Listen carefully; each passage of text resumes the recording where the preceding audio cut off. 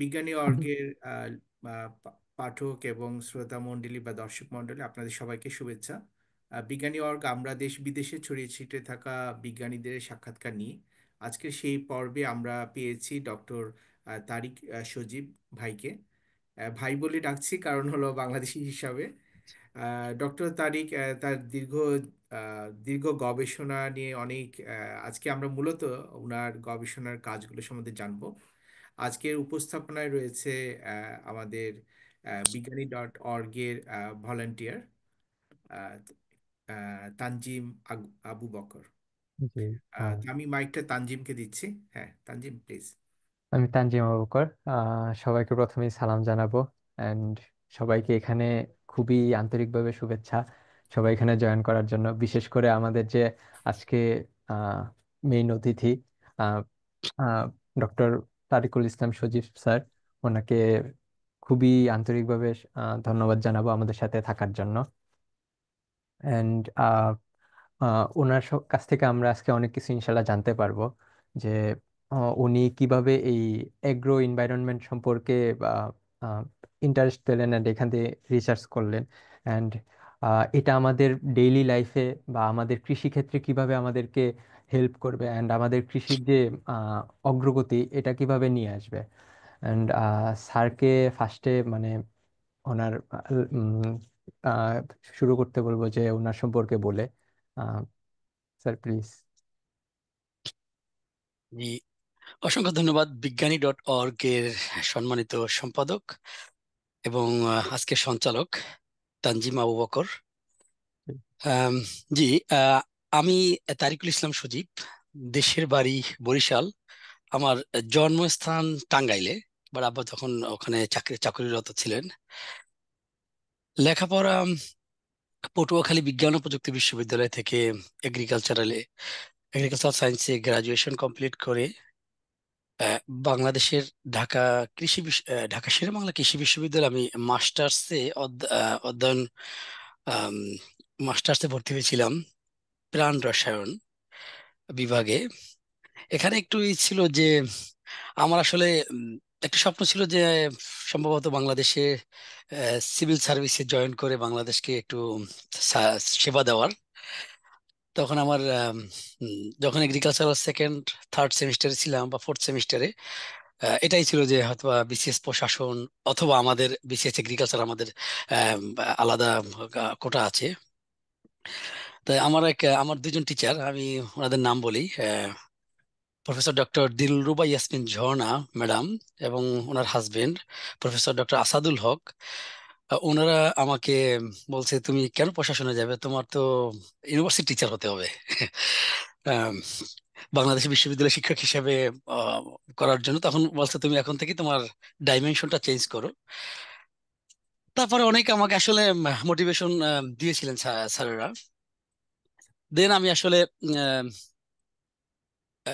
আমি আসলে তারপরে একটু আমার ডাইমেনশনটা আমি চেঞ্জ করে আমি আহ, প্রাণ রসায়ন ডিপার্টমেন্টে আসলে আমি ভর্তি হয়েছিলাম ইউনিভার্সিটি টিচার হওয়ার জন্য। যাই হোক, আমি আসলে ইসলাম প্র্যাকটিস করি এবং আসলে আমি ভাগ্যে বিশ্বাসী। আল্লাহ রাবুল আলমিন আমার জন্য যেটা কল্যাণকর সেটাই আমাকে আমার জন্য করেছে। যদিও বাংলাদেশের বিভিন্ন সামাজিক রাজনৈতিক প্রেক্ষাপটে আমার আর বিশ্ববিদ্যালয়ে ভর্তি মানে বিশ্ববিদ্যালয়ের শিক্ষক হওয়া সম্ভব হয়নি। যদিও আমি আসলে আমাদের বিশ্ববিদ্যালয়ের প্রথম তৃতীয় ব্যাচের ভিতরে আমি একমাত্র ওই ডিপার্টমেন্টে মাস্টার্স ডিগ্রি করা, বাট আমার এগেনিস্টে যাকে তারা নিয়োগ দিয়েছিলেন সে তার মাস্টার্স কমপ্লিট ছিল না তখন। যাই হোক, এবং সে গত বছর প্রফেসর হয়েছে উইদাউট পিএইচডি ডিগ্রি। এটা বাংলাদেশের আসলে একটা আম, আমি বলবো খুব খারাপ একটা প্র্যাকটিস যেটা।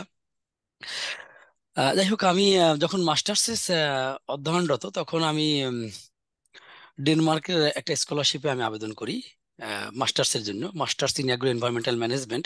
তখন বিশ্বে পরিবেশ দূষণ, জলবায়ু পরিবর্তন, ক্লাইমেট চেঞ্জ। সো ডেনমার্কের রাজধানী কোপেনহেগেনে COP15 নামে একটা কনফারেন্স হয়েছিল। সেখানে বরাক ওবামা সহ আমাদের তৎকালীন প্রাইম মিনিস্টার শেখ হাসিনাও এখানে এসেছিলেন। বিশ্বের সকল দেশ থেকে এখানে এসেছিলেন। ওই COP15-এর কনফারেন্সের অধীনেই আসলে আমাদের স্কলারশিপের কিছু আমাদের স্কলারশিপ দিয়েছিলেন, তখন ফুল ফান্ডেড। তো ওখানে আবেদন করেছি। আলহামদুলিল্লাহ আমি খুব ভাগ্যবান ছিলাম এই জন্য যে 20 থেকে মাত্র 15 জন ওখানে আমরা, আমাদের ব্যাচে 10 জন, দেশে বিভিন্ন দেশ থেকে আর কি। তা থেকে ঘানা থেকে একজন ছিল, নেপাল, পাকিস্তান, ভারত, বাংলাদেশ, আর ছিল ফ্রান্স আর ইউএসএ। এই এই কয়েকটা দেশের ভিতর থেকে আমাদের যারা সহপাঠী ছিল আর কি, আমরা তারা স্কলারশিপ পেয়েছিলাম। তা আমার masters of science in agro environmental management, but এখানে আমরা অধ্যয়ন করেছি climate change and carbon cycling, nutrient cycling and environmental management, agriculture policy in European context, then agro ecology, then agro environmental management in regional scale and in the farm level. So আমরা বিভিন্ন আমরা course আমরা অধ্যয়ন করেছি।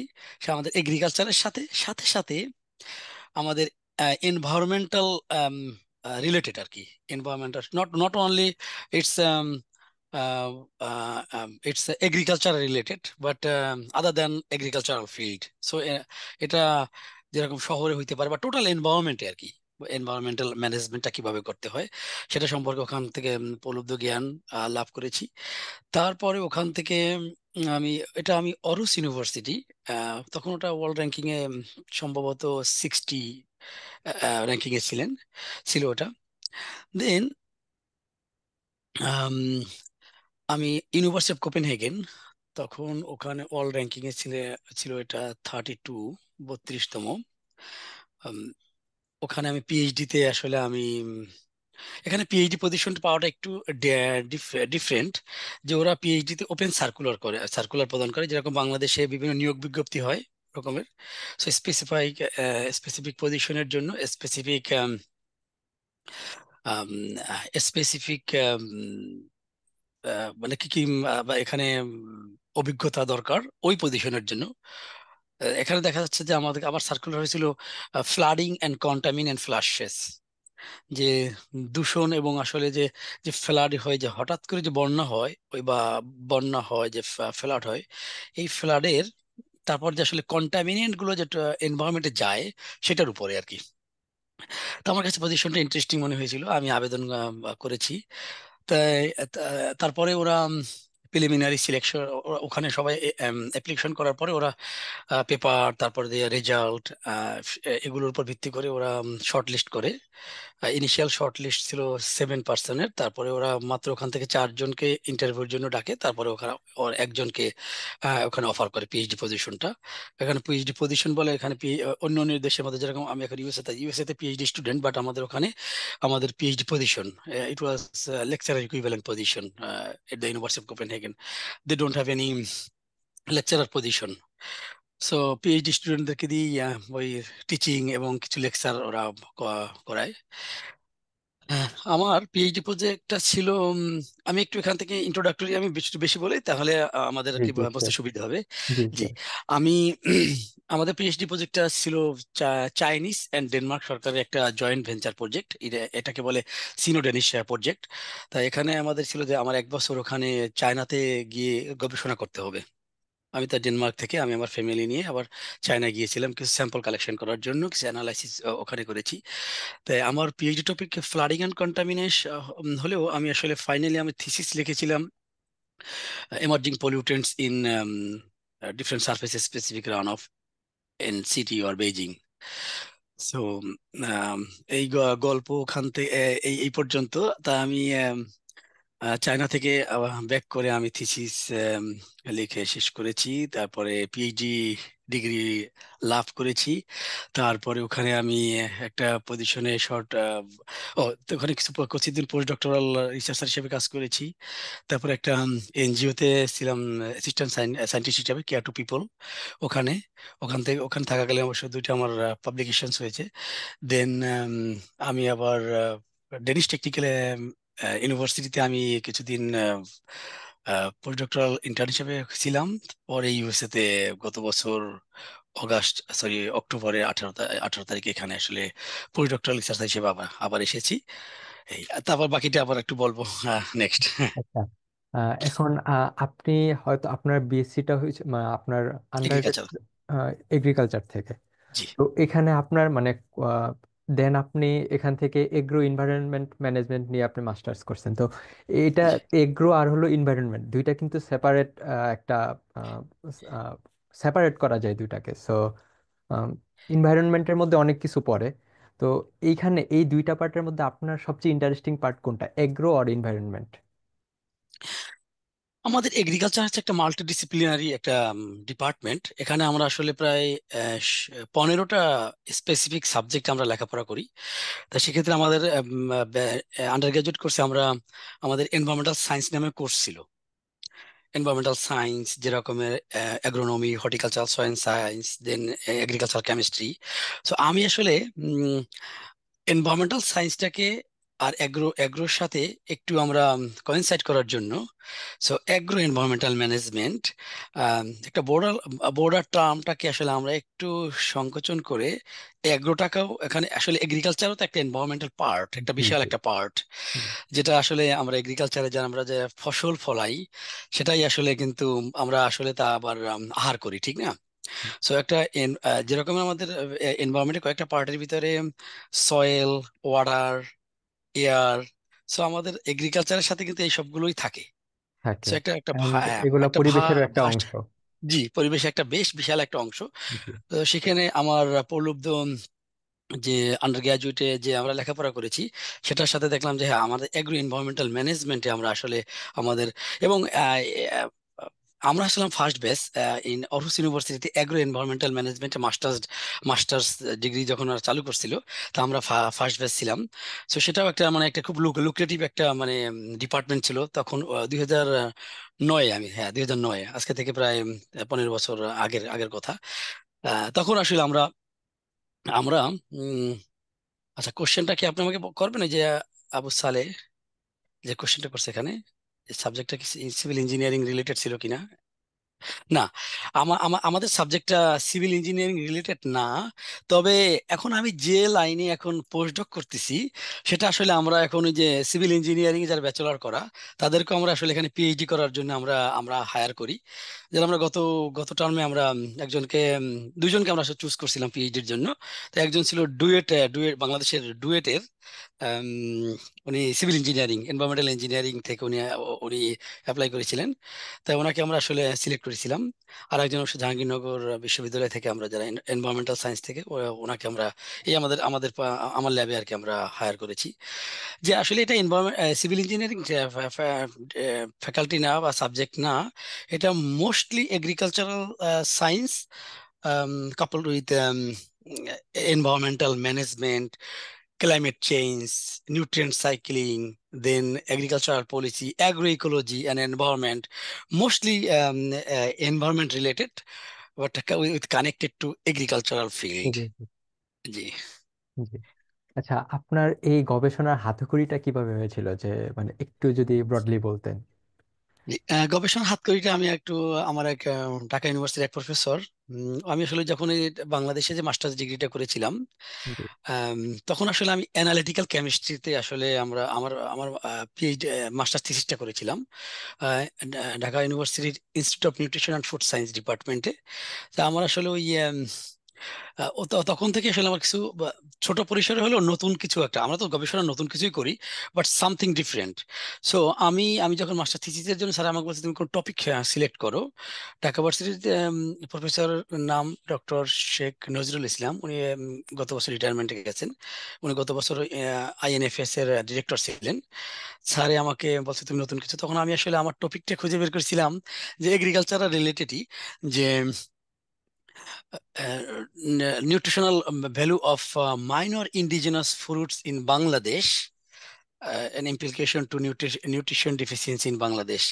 আমরা ওই যে পথে প্রান্তরে যে ফ্রুটস গুলো হয় যেরকমের ডেউয়া, তারপর যে লটকন, লটকন এখন একটু বাট্টু বাণিজ্যিক ভাবে হয়, বাট ডেউয়া, দেন কাউফল, দেন করমচা, দেন আর ছোট ছোট ছোট ছোট ফল, ওটাকে বলে আমি তো ভুলেও গেছি। আমি 10টা ফ্রুটস নিয়ে আসলে এটা করেছি যেগুলোর ইকোনমিক্যাল কোনো আশফল। ভ্যালু আসলে আশফল আমরা আসলে আমি আসলে আশফলের আমি করতে পারি নাই, বাট আমরা আর ওই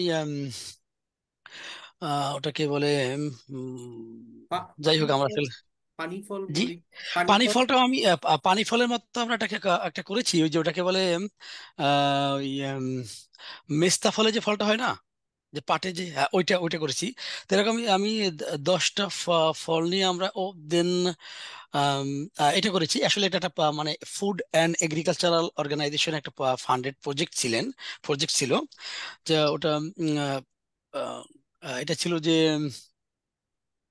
এটা ডেটাবেস তৈরি করা আর কি, বাংলাদেশের যে food food composition database with special reference to indigenous and ethnic fruits, এটা একটা পার্ট। এই এই পার্টেই আসলে আমার আমার প্রজেক্টটা ছিল, এবং আমি আসলে এই 10টা ফ্রুটস নিয়ে করেছিলাম। আমার আসলে 10টা ভেজিটেবল নিয়েও করার কথা ছিল, কিন্তু আমার আসলে যখন এই ডেনমার্কে যখন স্কলারশিপটা হয়ে গেছে, তখন আমার হাতে সময় ছিল কম। আর তবে ঢাকা ভার্সিটির স্যারকে আমি আবার তো আমার মোবারকবাদ জানাই স্যারকে। স্যার বলছে যে তোমার যেহেতু স্কলারশিপ হয়ে গেছে, তুমি তোমার রিডিং সেমিস্টার তোমার শেষ, তুমি তাহলে তোমার থিসিসটা লিখে ফেলো, তোমার ডিগ্রিটা হয়ে যাবে তাহলে। আমি তোমার তোমার সুপার ইউনিভার্সিটিকে আমি রিকোয়েস্ট করব তোমার অ্যাডভান্স ডিফেন্স নিয়ে নিয়ে রাখতে, তাহলে তুমি তোমার এখানের যে কাজটা করেছো সেটাও।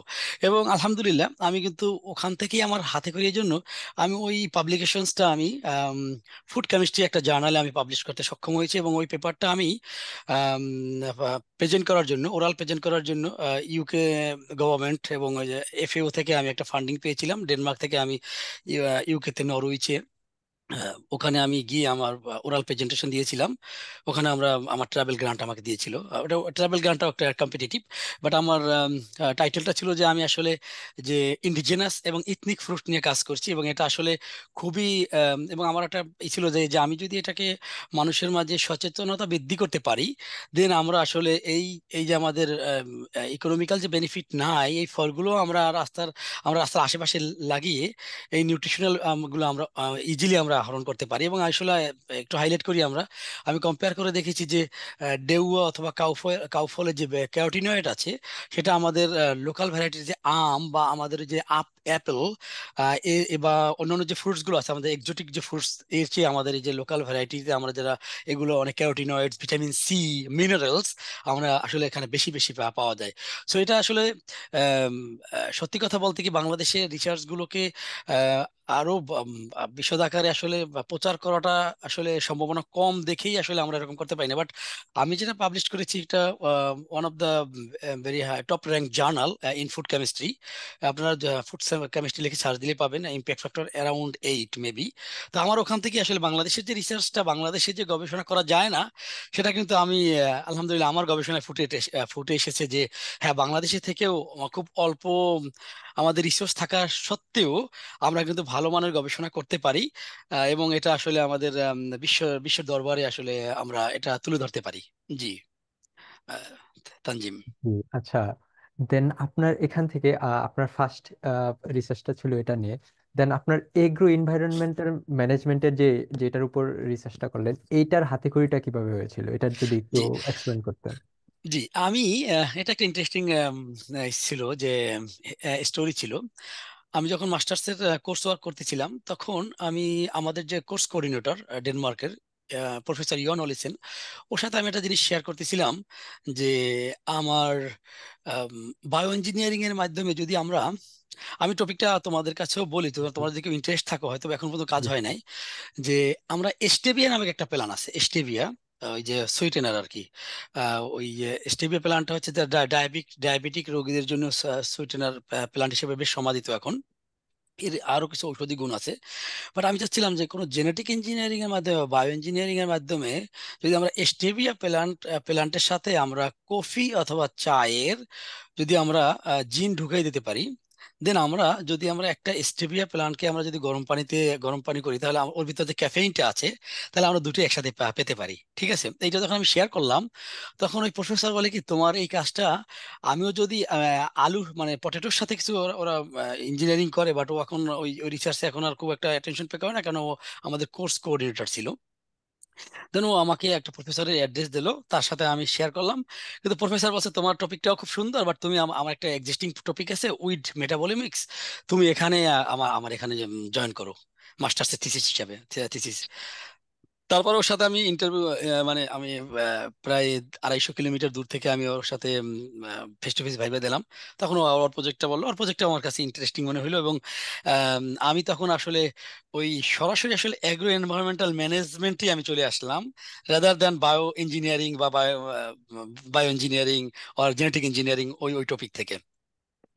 এটা ছিল যে আহ, ডেনমার্ক অথবা নর্ডিক কান্ট্রিগুলোতে, সাধারণত উইন্টার উইন্টার সিজনে কখনো ওদের আসলে ফলন হয় না।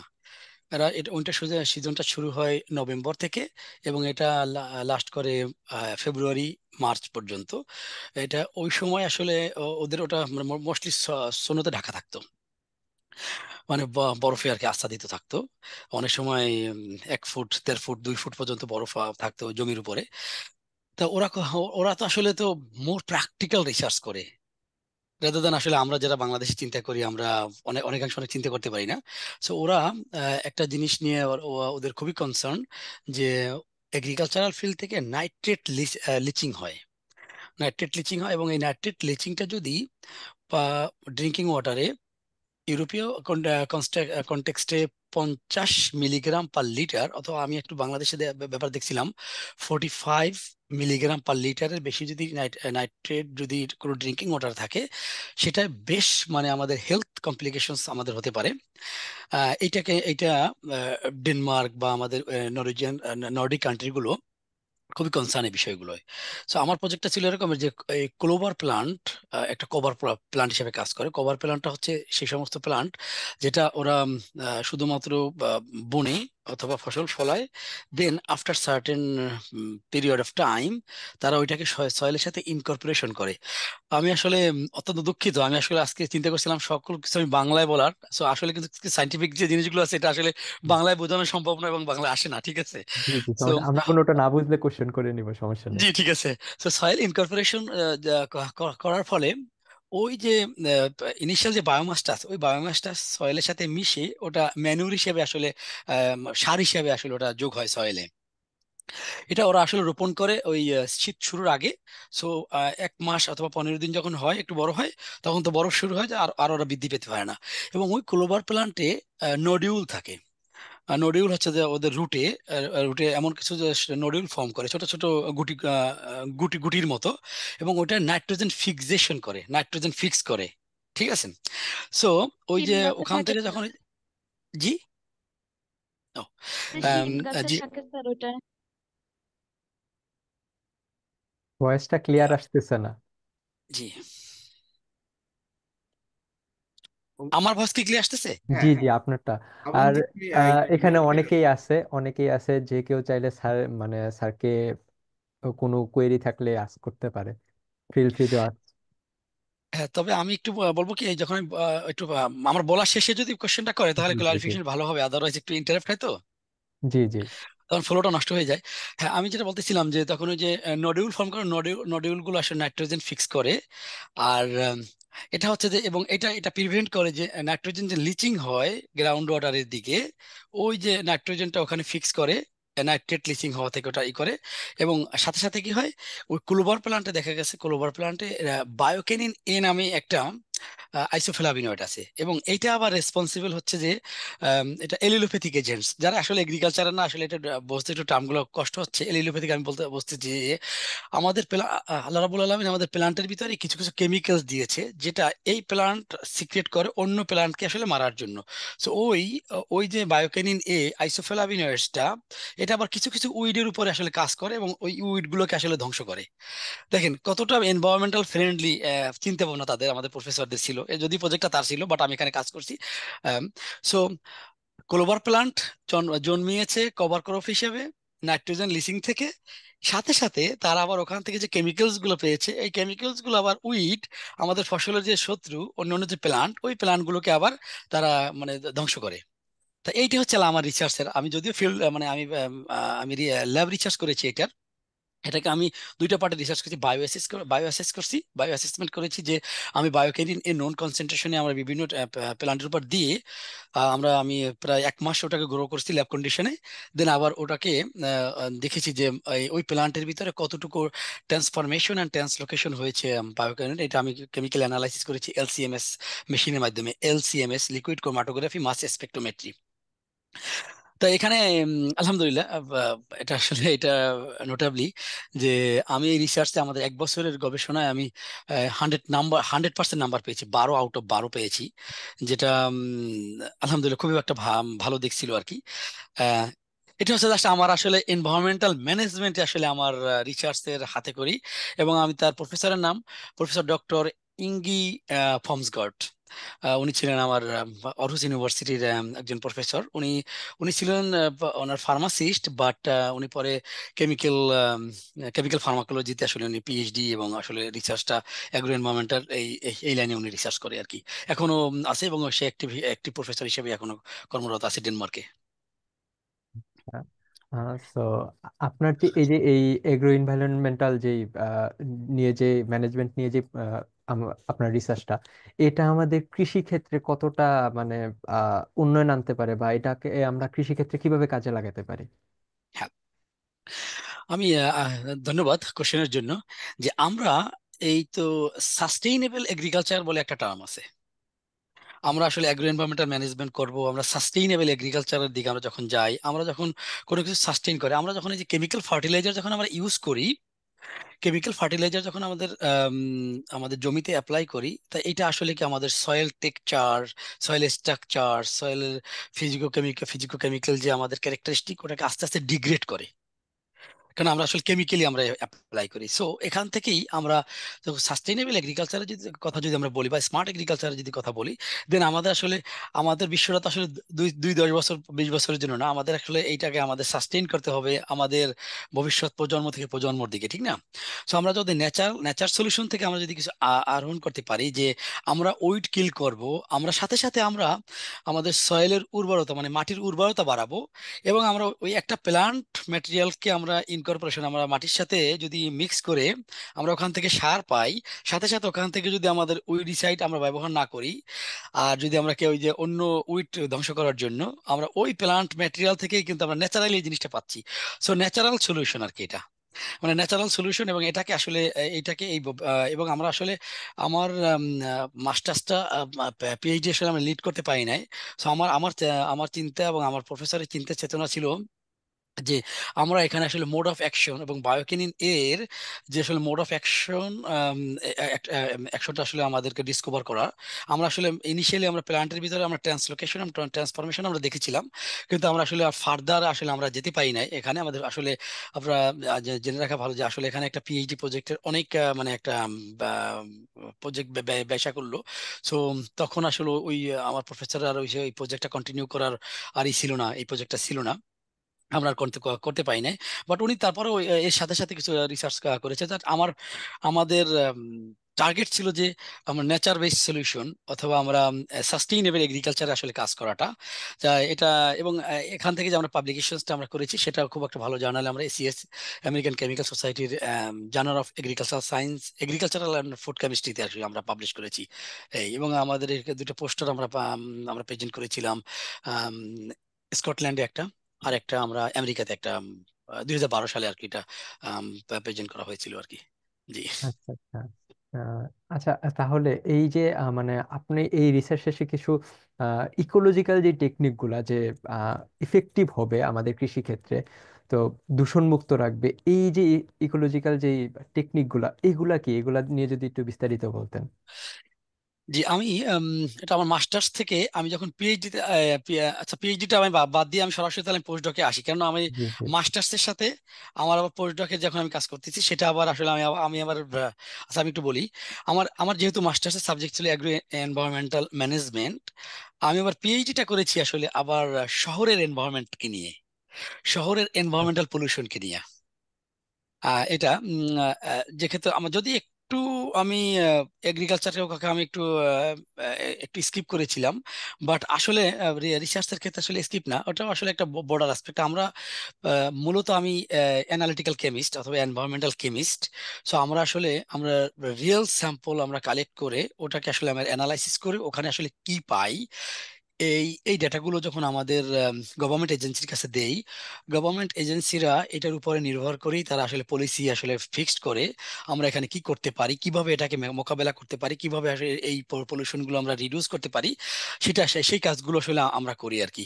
তাই এই, আমি একসাথে আসলে পিএইচডি কথা বলি। আমি পিএইচডিতে আমি করেছি আমার শহরে যে বৃষ্টির পানি হয়, এই বৃষ্টির পানিতে কি ধরনের পলিউটেন্ট থাকে, কি ধরনের আসলে দূষিত পদার্থ থাকে সেটা। এবং আমি আসলে দেখেছিলাম ওখানে মেটালস এবং rare earth elements and polycyclic aromatic hydrocarbons. তাই এই জিনিসগুলো আসলে আমি দেখার পরে আমি মূলত বেইজিং এর শহরের যে রান অফ ওইটাতে, এবং আমি কোপেনহেগেন ডেনমার্কের যে শহর কোপেনহেগেন, এখানে আমরা কিছু স্যাম্পল অ্যানালাইসিস করছি। বাট মোস্টলি এক বছর আমি বেজিং এ যখন ছিলাম, প্রায় আমরা মোর দ্যান 300 স্যাম্পল বিভিন্ন রেইন ইভেন্ট থেকে, প্রায় 17টা রেইন ইভেন্ট থেকে আমি এটা কালেক্ট করেছি। এবং আসলে আমি একটু বলি, যারা ফার্দার এই এনভায়রনমেন্টাল রিলেটেড কাজ করতে চায় তাদের আসলে আমাদের কোনো আসলে সকাল বিকাল দুপুর রাত্র উইকেন্ড ছিল না, কারণ বৃষ্টি কখন আসবে সেটা আমরা আসলে জানি না। সো বৃষ্টি আমি সব সময় আমার ওয়েদার ডেটা আমার সার্চ করতে থাকতে হতো, কখন এক্সপেক্টেড কখন এক্সপেক্টেড। মাঝে মধ্যে দেখা যাচ্ছে একটার সময়, রাত্রে একটার সময় বৃষ্টি। তা আমার রেডি থাকতে হতো, সব স্যাম্পলিং বোতল টোতল নিয়ে আমি বাইরে চলে যেতাম। মানে আমার পিএইচডিটা ছিল এরকমের, বৃষ্টি নামলে সবাই ঘরে আসে, আর আমি ছিলাম একমাত্র ব্যক্তি যে আমি বাইরে ছিলাম বের হইতে এসেছি। স্যাম্পল কালেকশনের জন্য। আমি অনেক কষ্ট হয়েছে, যাই হোক। তা আমার আসলে পিএইচডিটা ছিল যে শহরের দূষণ। এবং আমি এখানে দেখেছি সিগনিফিকেন্ট কিছু মানে দূষিত পদার্থ পেয়েছি, মানে বেইজিং শহরের রাজপথে, বা আমাদের রুফটপ রান অফ থেকে, বা স্ট্রিট রান অফ থেকে, বা পার্কিং লট রান অফ থেকে। যে আমরা অ্যান্টিমনি, আমার মনে আছে যে আমার আসলে অনেক আগের তো, যে আমি অ্যান্টিমনি একটা এসবি আর কি, এটা সিম্বল, এটা আমরা প্রায় 20 থেকে আমরা 30-35 গুণ বেশি পেয়েছি অন্যান্য শহরের থেকে।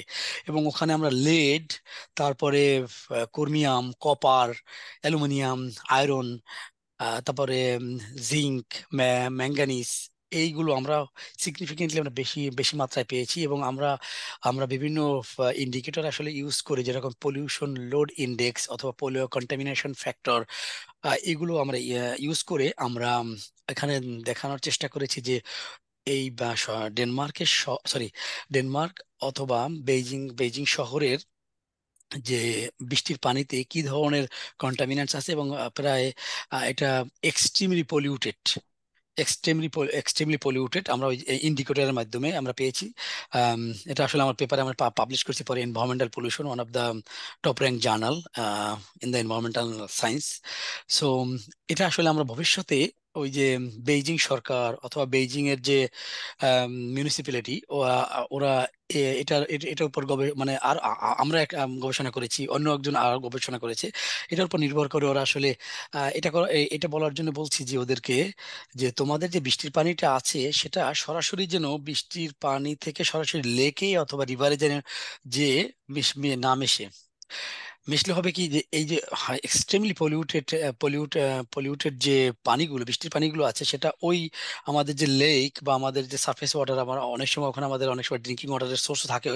আম, তা সেক্ষেত্রে অথবা আমরা ওখানে যারা গোসল করে তাদের আসলে এটা হেলথ ইম্প্যাক্ট পড়বে। সো এটা আসলে আমাদের আসলে প্রিলিমিনারি, আসলে আমরা যে কাজগুলো করি সবসময় আমরা প্রিলিমিনারি কাজগুলো করি, রিয়েল ডেটাগুলো, স্যাম্পল ডেটাগুলো আমরা অ্যানালাইসিস করে তাদেরকে আসলে আমার অ্যানালিটিক্যাল রেজাল্টগুলো আমরা দেই। এই রেজাল্টের উপর ভিত্তি করে তারা আসলে পলিসি ম্যানেজ করবে, এনভায়রনমেন্ট কিভাবে ম্যানেজ করা যায়, কিভাবে এটা আমাদের মানুষের অথবা পপুলেশনের আসলে আমরা দূষণ মুক্ত আমরা থাকতে পারি, সেটা আর কি। আমি এখানে সেকেন্ড স্টেপে আসি।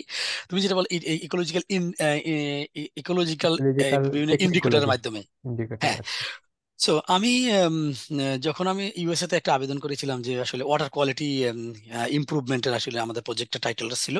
তা আমি আসলে ওখানে ডিটেলস আমি জানতাম না যখন আমি অ্যাপ্লাই করেছি। সো আমরা এখানে করি যে আমরা ওয়েটল্যান্ড ম্যানেজমেন্ট, এবং এটা আমরা কনস্ট্রাক্টেড ওয়েটল্যান্ড ম্যানেজমেন্টের মাধ্যমে আমাদের যে দূষিত পানিগুলো আমরা ওই ওয়েটল্যান্ড ম্যানেজমেন্ট থেকে তারপরে আবার ওখান থেকে মানে এরা it's one kind of filtration আর কি। তা ফিল্ট্রেশন কি আমরা এখানে আমরা just nature based solution. So আমরা বিভিন্ন ধরনের মানে গাছ ওই ওয়েটল্যান্ডের ভিতরে আমরা লাগাবো।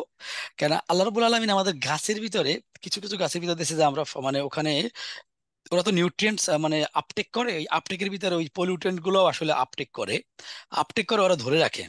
এবং ওরা আসলে ওই পলিউটন ধরে বেশ পলিউটন ধরে রাখতে পারে, যেগুলো আমরা ওই পরিবেশের যে আমাদের এই রান অফ গুলো আসে অথবা যে যে পানিগুলো দূষিত পানি আসে, সেই পানিগুলো একটা ওয়েটল্যান্ড মানে ওয়েটল্যান্ড হচ্ছে বুঝাবো কিভাবে, যা এটা একটা একটা ছোট একটা রিজার্ভারের মতো, লেকের মতো, ছোট লেক অথবা পন্ডের মতো, যেখানে মানে ওখানে শ্যালো মানে শ্যালো থাকবে আর কি। ওখানে আমাদের পুকুরের মতো ওরকম গভীর থাকবে না, অল্প পানি থাকবে, আর ওখানে যেন গাছ জন্মাতে পারে সেই রকমের পানি থাকবে, বিভিন্ন ধরনের গাছ জন্মাতে পারে, ঠিক আছে। তো এই গাছগুলো ওই পানি থেকে আসলে আমাদের এই দূষিত দূষিত পদার্থগুলো তারা আপটেক করে গাছের ভিতর ধরে রাখে। দেন ওই পানিগুলো যখন ওখান থেকে যখন ইনলেট থাকে একটা, আবার আউটলেট থাকে একটা, আউটলেট থেকে যখন বের হয়ে যায় তখন আসলে অনেকটা পানিটাই অলমোস্ট ন্যাচারাল ফিল্ট্রেশন হয়ে ওখানে যায়। সেগুলোকে আসলে বিভিন্ন ভাবে আমরা আবার এগ্রিকালচারের কাজে লাগাতে পারি, অথবা ওইটা আমরা লেকে আমরা দিতে পারি, বা আমাদের রিভারে বা স্ট্রিমে আমরা দিতে পারি।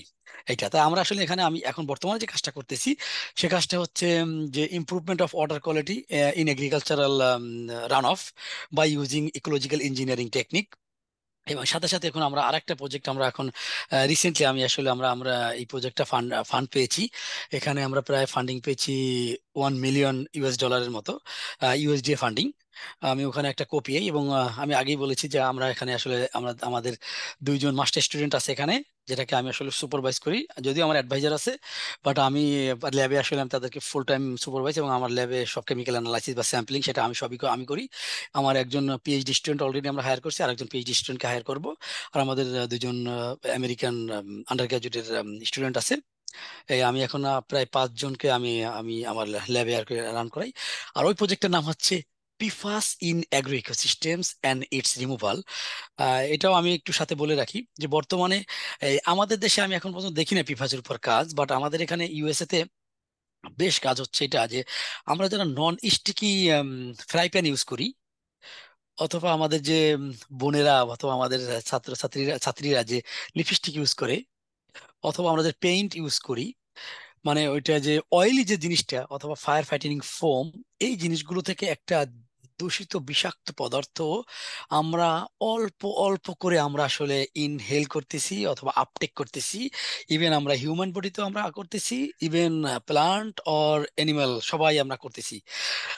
এগ্রিকালচারে এটার আগমনটা কিভাবে ঘটে, যদিও আমি একটু সময় নিয়ে বলি। যে এগ্রিকালচার এটা হয় যে আমরা ওয়েস্ট যে ম্যানেজমেন্ট করি, আমরা যে শহরের যে মানে আমাদের বর্জ্য ব্যবস্থাপনা, ওইটা যখন আমরা বিভিন্ন কেমিক্যাল প্রসেস অথবা বিভিন্ন প্রসেসের মাধ্যমে যখন আমরা কিছু আউটপুট পাই ওখান থেকে, ওইটাকে বলে বায়োসলিডস। ওই বায়োসলিডসটা আবার আমাদের এগ্রিকালচারাল ফিল্ডে ম্যানিউর হিসেবে আসলে আমরা কাজ করে। তো ওই দেখা যাচ্ছে বায়োসলিডের ভিতরে পিফাসটা আসলে সিগনিফিকেন্ট কনসেন্ট্রেশনের মানে অ্যামাউন্টটা আছে। দেন ওটা যখন আমরা এগ্রিকালচারে যখন অ্যাপ্লাই করি, দেন প্লান্ট এটা আপটেক করে। এখন এই এই জায়গায় এখন রিসার্চ আসলে ওরকম হয় না, এই জন্য আমরা এইটার উপর প্রজেক্ট লিখছি যে PFAS in agro ecosystems and its removal, আমরা কিভাবে এটার দূষণটা আমরা মুক্ত করতে পারি। সো আমি যেটা বলতেছিলাম যে আমাদের সোর্সটা হচ্ছে যে এই পিফাস কম্পাউন্ডসটা non frying like non sticky fry pan বা আরো যে সোর্সগুলো বললাম, এই সেই সোর্সগুলো থেকে। সো আমরা আস্তে আস্তে কিন্তু আমরা আমাদের আসলে আবার আমাদের ব্যাক টু দ্য প্যাভিলিয়নে ফিরে যেতে হবে। আমাদের আমাদের দাদারা অথবা আমার পিতামাতা যে আমাদের মানে অন্য প্যানে আর কি আমাদের রান্না করে খাইয়েছে, ওইগুলো যে নন স্টিকি রাদার দ্যান মাটির নন স্টিকি। হ্যাঁ, মাটির বা মাটির অথবা সিলভার সিলভার হুম, অথবা অন্য কোনো দস্তা বা এইগুলো আর কি।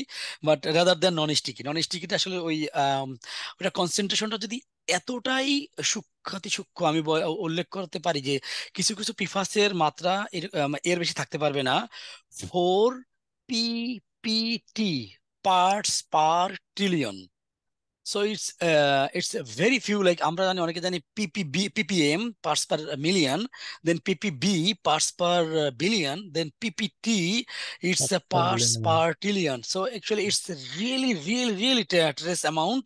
এবং এটা যদি আমাদের শরীরে যায়, ইউএস এনভায়রনমেন্টাল প্রোটেকশন এজেন্সি বলছে এটা আমাদের শরীরের জন্য ক্ষতিকর। সো এটা আমাদের আসলে সজাগ থাকতে হবে। সো আমি আসলে আমরা আসলে এখন আমরা যে কাজগুলো করতেছি সেটা আসলে খুবই মানে এমার্জিং পলিউটেন্ট হিসেবে টোটাল আমেরিকাতে।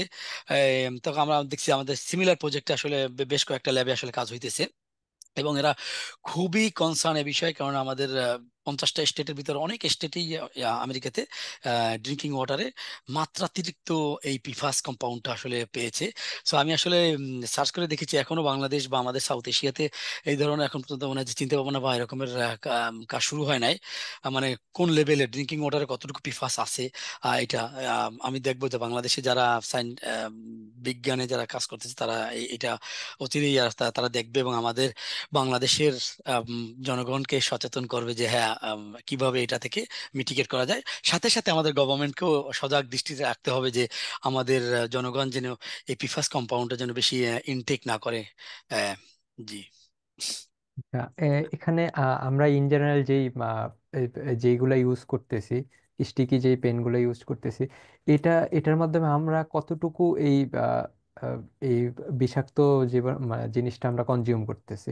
আহ, আমি পরিমাণটা এখনো সিগনিফিকেন্টলি এইরকম রিসার্চ হয় নাই। আমি এই গত কয়েকদিন আগে আমি আসলে আমাদের এগ্রিকালচার বাদেও আমি যে বিভিন্ন সোর্স আছে, সোর্স থেকে আমি এক্সাক্ট কি পরিমাণে অ্যামাউন্ট আসলে আমরা মানে ইনটেক করি, এটার একটা আমি এক্সপেরিমেন্ট অলরেডি আমি আসলে সেট করার প্ল্যান করেছি।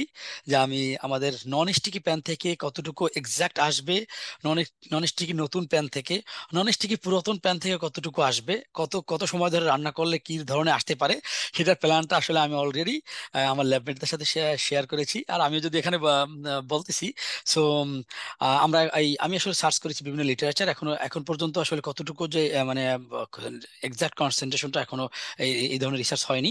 বাট খুব অচিরেই আমি যদি করতে পারি এটা, আমি জানাতে পারবো আর কি। আচ্ছা, ইনশাল্লাহ আমরা ইনশাল্লাহ। আশাবাদী এটা নিয়ে।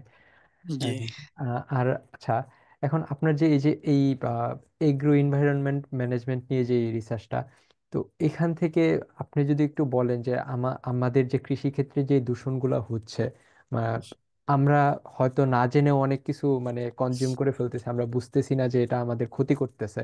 তো এই জি। যে মানে দূষিত যেই ইয়াগুলা, এইগুলা কিভাবে আইডেন্টিফিকেশন করতে পারি যে এটা আমাদের জন্য দূষিত বা এটা থেকে আমাদের দূরে থাকতে হবে? আমি একটু এখানে বলি, বাংলাদেশে আমরা বিশেষ করে ধান বেশি আমরা ফলাই। আমাদের আমাদের ল্যান্ডগুলো ফার্টাইল, আমরা ধানের সাথে অন্যগুলোও করি। বাট যেহেতু আমরা আসলে মাছে ভাতে বাঙালি, সো আমরা ভাতটাকে কিন্তু কনজিউম বেশি করি আর কি, আমাদের রেদার দেন অন্য অন্য কম্পোনেন্ট যে আমাদের আসলে আমরা এক থালা ভাত যদি খাই তাহলে অল্প অল্প আমরা পরিমাণে অন্য সবজি খাই। সো আমরা ধান আমরা প্রোডাকশন করি। সেখানে আমরা একটা সময় আমি দেখেছি যে বাংলাদেশে গুটি ইউরিয়া ওরা ইউজ করে। গুটি ইউরিয়াটা হচ্ছে বড় বড় দানাদার আর কি, যে ইউরিয়া, ওটা পানির ভিতরে গেঁথে যায়, ওখান থেকে আস্তে আস্তে সিক্রেট হয় এই যে নাইট্রোজেন গুলো। কিন্তু আমার কাছে এটা খুবই মানে আপত্তিকর মনে হয়েছিল যে আমি যখন ডেনমার্কে এসে তখন রিসার্চ করতেছিলাম। তো ওখানে আমরা যদি নাইট্রোজেনটাকে আমি সরাসরি একটা দলার মতো করে যদি আমি আসলে ওখানে গেঁথে দেই, তো ওখান থেকে তো আসলে নাইট্রোজেন লিচিং হবে। ওখান থেকে যে নাইট্রেটটা লিচিং হবে ওটা তো আমাদের ড্রিঙ্কিং ওয়াটার আসলে পাবে। সো আমাদের দেশের বিজ্ঞানীগণ অথবা আমাদের দেশের মানে আমাদের যারা রিসার্চার গবেষকগণ, তারা শুধুমাত্র আমাদের আর্সেনিক আর্সেনিক আর্সেনিক এবং অন্যান্য কিছু মেটাল নিয়ে আমরা লেড অথবা ক্রোমিয়াম নিয়ে আমরা করি। কিন্তু আমাদের যে নাইট্রেট যে লিচিং আমাদের হইতেছে না, এই যে আমাদের এগ্রিকালচারাল ফিল্ড থেকে, এটাকে আমরা একটু আমি জানি না এখন কি ধরনের কাজ করছে। আমি রিসেন্টলি আমি পেপার সাইট করতে মানে সার্চ করতে পারি না। বাট এখানে খুবই গুরুত্ব দেওয়া উচিত, কারণ আমরা এই নাইট্রোজেন লিচিংটা যদি হয়, এবং আমি এই মাত্রাটা বলেছিলাম যে বাংলাদেশের ক্ষেত্রে 45 মিলিগ্রাম পার লিটার। যদিও কনসেন্ট্রেশন অনেক হাই, বাট এর বেশি যদি হয় তাহলে আসলে আমাদের বেশ কিছু আমাদের এবং প্রবলেম হবে, যেরকমের বাচ্চাদের সমস্যা হবে, ইভেন প্রেগনেন্ট মহিলাদের সমস্যা হবে। আম, সমস্যাগুলো খুবই পারমানেন্ট। এটা হচ্ছে আমাদের আসলে নাইট্রেটের মানে এগ্রিকালচারাল এনভায়রনমেন্টে। সাথে সাথে আমরা বিভিন্ন ধরনের ফিড ইউজ করি বা বিভিন্ন ধরনের কেমিক্যাল ফার্টিলাইজার ইউজ করি। তো আমরা বাংলাদেশে তো আসলে কোনো রেগুলেশনস নেই যে আমি সারের দোকানে গেলাম আর ওখান থেকে আমি যত ইচ্ছা সার নিয়ে এসে সব জমিতে আমি ছিটিয়ে দিলাম, অথবা আমি কীটনাশকের মানে কীটনাশক আমি কীট মানে যে ইনসেক্ট মারার জন্য আমি কীটনাশক ইউজ করলাম মাত্রাতিরিক্ত। সেটা যে আমার যে আমরা যে ধান অথবা আমরা যে সবজিগুলো খাই, ওই সবজির ভিতরে যে আমাদের যে কীটনাশকগুলো যায় সেগুলোকে আসলে আমরা অ্যাটেনশন পে করি কম, কেন আমাদের এগ্রিকালচার রেগুলেশন খুবই কম। যেরকম উন্নত বিশ্বে যেরকম আমরা ডেনমার্কে দেখেছি যে একজন মানে এগ্রিকালচার বা ফার্মার সে বছরে এতটুকুই সার কিনতে পারবে তার জমির জন্য। এবং তার টোটাল গুলো সেন্ট্রালি আসলে কন্ট্রোল হয়, তাদের আসলে সিপিআর নাম্বার থাকে বা বিভিন্ন নাম্বার থাকে বা ওই ফার্মার নাম্বার থাকে। ওই ফার্মার ওখানে গেলে ওরা স্ক্যান করলে হ্যাঁ তুমি অলরেডি মানে কতটুকু সার কিনছো, তুমি কতটুকু পাবে, ঠিক আছে, ওইটা আপনি কিনতে পারবে। বাংলাদেশে তো আসলে আমি জানি না এরকম হয়েছে হয়েছে কিনা, যদিও শুনছি বাংলাদেশে অনেক অনেক কিছু ডিজিটাল হয়েছে, বাট আমি আসলে জানি না কত ডিজিটাল হয়েছে। সো এই জিনিসগুলো রেগুলেশনের অভাব, আসলে আমাদের environmental regulation, agro environmental regulation সবগুলোর অভাবের কারণেই আসলে আমাদের এইটা আমরা পরিবেশে আমরা আমাদের বিভিন্ন ফ্রুটস ভেজিটেবলস কনজাম্পশনের মাধ্যমে আমরা আমরা ইনটেক করতেছি আমাদের হিউম্যান বডিতে। সাথে সাথে নট অনলি হিউম্যান বডি, আমাদের যে অ্যানিমালরা যে আমাদের ফিড খায় ওই ফিডগুলোতে মাত্রাতিরিক্ত আমাদের অনেক ক্রোমিয়াম পাওয়া যায়। আমি রিসেন্টলি কয়েকটা ইতে দেখেছি যে ওই যে পোলট্রি চিকেন আছে, ওই চিকেনে যে ফিড দেওয়া হয় ওখানে মাত্রাতিরিক্ত মেটাল বা ট্রেস মেটাল পাওয়া গেছে। ওটা যখন পোলট্রি বা মুরগিতে খায়, মুরগি যখন আমরা খাই, আলটিমেটলি আমরা আসলে ওই মেটালগুলো কি কনজিউম করি, যেটা আসলে আমাদের দেশে বিভিন্ন ধরনের রোগ কিন্তু আসলে আমাদের আমাদের বেশি বেশি দেখা যায়। এই যে বিভিন্ন ধরনের ক্যান্সার, তারপরে যে লিভার সিরোসিস বা আদার যে ডিজিজ গুলো হয়, তো এগুলো আসলে এই আমরা আসলে মানে ইনটেক করতেছি বিভিন্ন ভাবেই, আমরা খাবারের মাধ্যমে হোক, এগ্রিকালচারাল প্রোডাক্টের মাধ্যমে হোক, বা ইনহেলেশনের মাধ্যমে হোক। মানে মানে আমরা যারা এই যে আমরা যে অক্সিজেন নেই, আমাদের যদি এয়ার দূষিত হয় তাহলে আমাদের ইনহেলের মাধ্যমে আমরা নিতেছি। এবং আমরা এগ্রিকালচারাল এনভায়রনমেন্টালের মাধ্যমে আমরা একটা সিগনিফিকেন্ট অ্যামাউন্ট আমরা আমরা আসলে ইনটেক করতেছি। এই জি। তাহলে এই যে আমাদের যে আমরা যে এত দূষণের শিকার হচ্ছি বা এত কিছু হচ্ছে, তো এইটাতে আমরা কিভাবে সতর্ক করতে পারি মানুষকে যে এটা থেকে বিরত থাকতে হবে, ওইটা থেকে বিরত থাকতে হবে, বা সরকারকে এটা নিয়ে আমরা কিভাবে একটু অ্যাওয়ার করতে পারি যে এটা যেন সবার জন্য একটা রুলস এন্ড রেগুলেশন যাতে ক্রিয়েট করা যায় বা জি। এটা। আহ, জি। আসলে বাংলাদেশ আমাদের প্রিয় মাতৃভূমি। সো আমরা বাংলাদেশের জন্য এখন আমাদের মন আসলে পড়ে আছে বাংলাদেশেই। যদিও আসলে আমি রিসেন্টলি আমার আম্মাকে আমার এই আমেরিকাতে নিয়ে নিয়ে আসছি 6 মাসের জন্য, গত 2 সপ্তাহ আগে আসছে। যদিও আমার আব্বা মারা গেছে, বাট এখন যদিও আমার ভাই বোন সবাই আছে, বাট আমার বাংলাদেশিরা বাংলাদেশেই আছে, ঠিক না? এখন আসলে এই বিভিন্ন গভর্নমেন্ট লেভেলে বা পলিসি লেভেলে আসলে কথা বলাটা আসলে আমার বেশি না, বাট আমি এটা বলবো যে আমাদের সরকারকে আরো সচেতন হতে হবে। আমাদের যারা গবেষক আছে বাংলাদেশে, বাংলাদেশের বিভিন্ন ইউনিভার্সিটিতে যারা শিক্ষক এবং গবেষক রয়েছেন, তাদেরকে আসলে রিয়েল আসলে আমাদের যে ডিমান্ড, আমাদের যে প্রাত্যহিক যে ডিমান্ড, এই অনুযায়ী আসলে আমাদের গবেষণার মানটা বাড়াতে হবে। যে আসলে আমরা এই অন্যান্য গবেষণার চেয়ে বাট মানে মানে পিছনে না আসলে। এখন আমাদের কাছে সবকিছু আছে, ইন্টারনেটের মাধ্যমে আমরা সবকিছু পেয়ে যাই। সো আমেরিকাতে যেটা রিসার্চ হয় সেটা আমি এখন যদি একটা সার্চ দেই কি আমি রিসার্চ করি, সেখানে বাংলাদেশে বসে তো তোমরাও কিন্তু, আমি তুমি বলি, তুমি আমাদের অনেক ছোট হবে, জি তোমরাও জি কিন্তু জি পেয়ে যাবে বাংলাদেশে, হ্যাঁ। জি সো আমাদের আমাদের গবেষক এবং বাংলাদেশি প্রফেসর এবং আমাদের বাংলাদেশি যারা গভর্নমেন্ট লেভেলে সরকারি পর্যায়ে আছে, যারা এগুলোকে রেগুলেট করে, তাদেরকে অ্যাটেনশন পে করতে হবে। এবং আমাদের আমি দেখেছি যে আমাদের গুলোতে যে বাজেট হয় তার সিংহভাগ 80 বা 90% শুধু হয় যে টিচারদের বেতনের জন্য। গবেষণার জন্য এখানে পয়সা বা আমাদের টাকা পয়সা খুবই কম এলোকেটেড থাকে। আমাদের শিক্ষকরা যদি গবেষণার পর্যাপ্ত ফান্ডিং না পায়, তাহলে আসলে তারা কি দিয়ে গবেষণা করবে? সো আমি আসলে এই বিজ্ঞানী.org এর মাধ্যমে আমার আসলে, যদি যারা শুনবে গভর্নমেন্ট লেভেলে, তাদের কাছে বিনীত নিবেদন থাকবে যে আমাদের গবেষণার মানটাকে একটু বাড়ানো, গবেষণায় আমাদের শিক্ষক যারা আসলেই গবেষণা করে, আমি দেখেছি, আমি উল্লেখ উল্লেখ করতে পারি আপনাদের, এই যে বিজ্ঞানী অর্গী সম্ভবত ওই যে ডক্টর তৌফিক ভাই আসছিল মনে হয় যে একটা ইন্টারভিউ দেওয়ার জন্য। ওনারা খুব ভালো রিসার্চ করে, আমাদের পটুয়াখালী বিজ্ঞান ও প্রযুক্তি বিশ্ববিদ্যালয়ে আমাদের ডক্টর সাইফুল ভাই, ওনারা আসলে খুব ভালো ভালো গবেষণা করতেছে। সো আমাদের এবং আরো মানে মানে বুয়েটে, তারপর যে ঢাকা ইউনিভার্সিটিতে যারা, এবং বাংলাদেশ কৃষি বিশ্ববিদ্যালয়, এবং যারা যারা ভালো গবেষণা করে তাদেরকে আসলে আরেকটু ইন্সপায়ার করা, তাদেরকে আসলে গবেষণায় বিভিন্ন জায়গায় গবেষণা পদক দেওয়া, এবং তাদেরকে আসলে গবেষণা ফান্ডিং বাড়ানো, যারা আসলে রিয়েল গবেষণা করতে চায়। এবং আসলে এর এর তো আসলে অনেক জিনিসই আছে, মানে বাংলাদেশের সবকিছুই তো এলোমেলো। আমি যদি বলি যে বাংলাদেশের, আমরা আমরা এখানে দেখি যে আমাদের কয়েকদিন আগে প্রেসিডেন্সিয়াল ইলেকশন হয়েছে। তো আমাকে বাংলাদেশ থেকে অনেক আমার বন্ধু বান্ধব বলছে, কি ইলেকশনে কি খবর? আমি বললাম, তো আমি তো জানি না, আমি তো অফিসে আসছি। বলছে ওখানে বন্ধ না?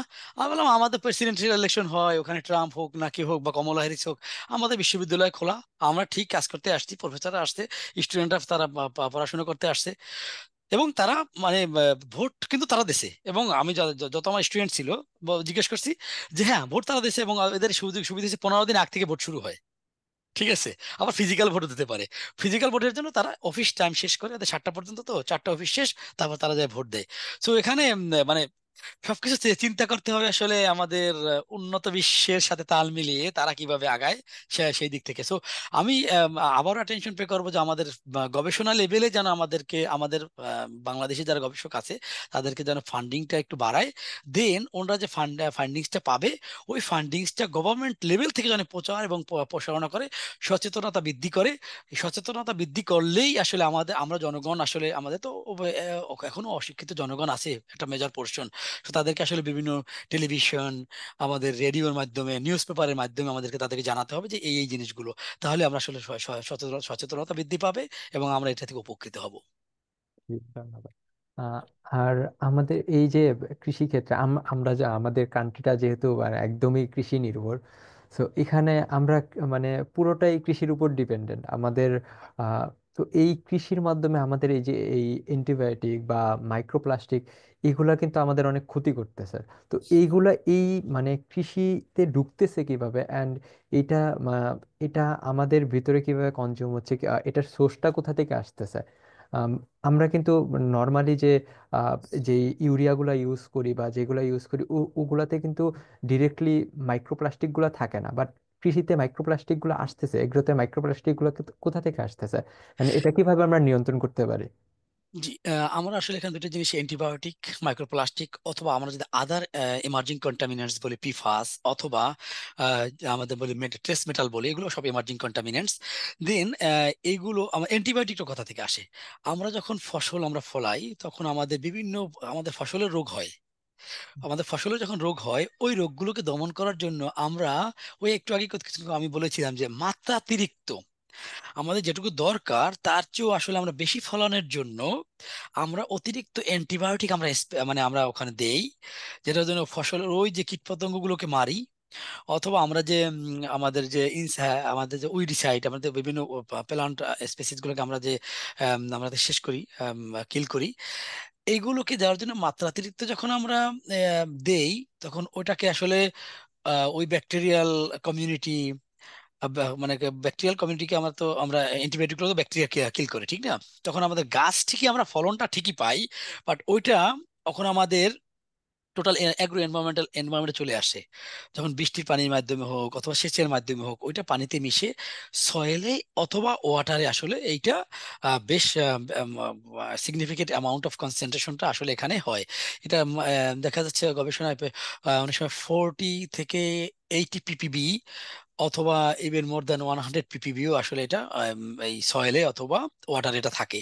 তাহলে হয় কি, এটা যখন থাকে, তখন সয়েলে আসলে আমরা তো কিছু কিছু অল্প কিছু ব্যাকটেরিয়াকে আমরা মারার জন্য বা কন্ট্রোল করার জন্য দেই। আসলে মূলত আসলে অন্য অন্য ব্যাকটেরিয়া আসলে ক্ষতিগ্রস্ত হয়, এবং এরা পরে করে কি যে আসলে জিন রেজিস্ট্যান্স, যে মানে রেজিস্ট্যান্স জিন তৈরি করে আর কি।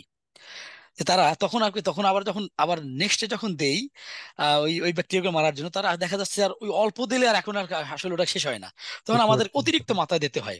তো এই রকমের আসলে আমাদের অ্যাগ্রো এনভায়রনমেন্টে অ্যান্টিবায়োটিক, সিমিলার ওয়েতে আমাদের যে বিভিন্ন কেমিক্যাল ফার্টিলাইজারের মাধ্যমে, অথবা আমরা যে ওই যে ওয়েস্ট বা ম্যানিউরটাকে আমরা যারা আমরা যে যে অ্যাপ্লাই করি, ওই যে হুম, ওই ম্যানিউরের মাধ্যমে মাইক্রোপ্লাস্টিক, ছোট্ট ছোট ক্ষুদ্র ক্ষুদ্র প্লাস্টিক, ঠিক আছে, এটা আমরা যে কেমিক্যালি যখন সার তৈরি করি গ্রানুলার ফর্মে, যখন হুম। আমরা দেই, তখন আমরা যখন ওখানে আমরা মানে বিভিন্ন পলি পলি ব্যাগের মাধ্যমে বা বিভিন্ন বিভিন্ন প্যাকেটজাত কিছুর যখন মাধ্যমে করা আমরা হয়। দেই, প্যাকেটজাত করা হয়, এর মাধ্যমে আস্তে আস্তে আস্তে আস্তে আসলে এই জিনিসগুলোকে ইম্প্যাক্টটা কিন্তু সরাসরি সঙ্গে সঙ্গে হয় না।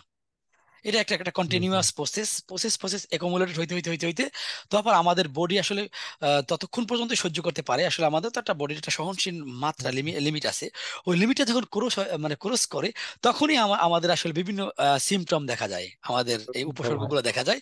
তখনই আসলে এটা ক্ষতিকর প্রভাবটা আমরা জানতে পারি। বাট এটা যদি আমরা আমরা আগে অনেক আগে থেকে আমরা যদি দেখতে থাকি যে আসলে এটা মানে এনভায়রনমেন্টাল ইমপ্লিকেশন মানে আছে আর কি, ইম্প্যাক্ট আছে, তাহলে আমরা কেবল আর কি আসলে এটা এই সচেতনতা বৃদ্ধি হচ্ছে এটার মূল জিনিস। এবং আমাদের জনগণকে যেরকম সচেতনতা করতে হবে, এবং তাদেরকে সহনশীল মাত্রায় এই বিভিন্ন জিনিসগুলোকে অ্যাপ্লাই করতে হবে, কেননা আমরা অধিক ফলনের লাভে যেন আসলে আমাদের ভবিষ্যৎ প্রজন্মকে আমরা জানি শেষ না করি। হুম। আচ্ছা, এটা এইখানে যে মাইক্রো প্লাস্টিক গুলো আসতেছে, এটা তো ডিরেক্টলি আমাদের মানে ইউরিয়া বা কোনো অ্যান্টিবায়োটিক থেকে ডিরেক্টলি আসতেছে না, এটা মেইনলি প্লাস্টিক মানে প্যাকেট জাত প্লাস্টিক বা জাত। এই সব হ্যাঁ, থেকে আসতেছে। So, এই আমরা কিভাবে পরিবেশ বান্ধব ভাবে কিভাবে প্যাকেটজাত করতে পারি এই? হ্যাঁ, এখানে ওই যে আবার নেচার বেস সলিউশন। আমরা প্লাস্টিকের পরিবর্তে আমরা যদি আমরা দেখেন আমাদের বাংলাদেশে কিন্তু একসময় পাটজাত দ্রব্য খুবই মানে ব্যাপক মানে সমাদিত ছিল, কিন্তু আমরা আস্তে আস্তে এখন ওখান থেকে চলে আসছি। বাট আমাদের পাটের যদি আমরা ব্যাগ যদি আমরা পাটের তৈরি করতে পারতাম, হুম, এটা কিন্তু দুইভাবে আমাদের পরিবেশকে উন্নতি করবে। ওই ব্যাগটাকে যদি আমরা সয়েলের ভিতরে যদি আমরা ফেলে দেই, সেটা হয়তো বা 2 মাস 3 মাস পরে আস্তে আস্তে আস্তে ডিগ্রেড হয়ে ওইটা আমাকে আমাকে ম্যানিউর দেবে। আর আমরা যদি প্লাস্টিককে যদি আমরা কোনো মানে সয়েলের ভিতর ফেলাই, যুগ যুগ থেকে শতবর্ষ পর্যন্ত ওইটা মানে ডিগ্রেড হবে না। সো আমরা কিন্তু ওখান থেকে কিন্তু আমাদের ওই মাইক্রোপ্লাস্টিকটা কিন্তু ওখান থেকে আস্তে আস্তে আস্তে আস্তে কিন্তু আসে।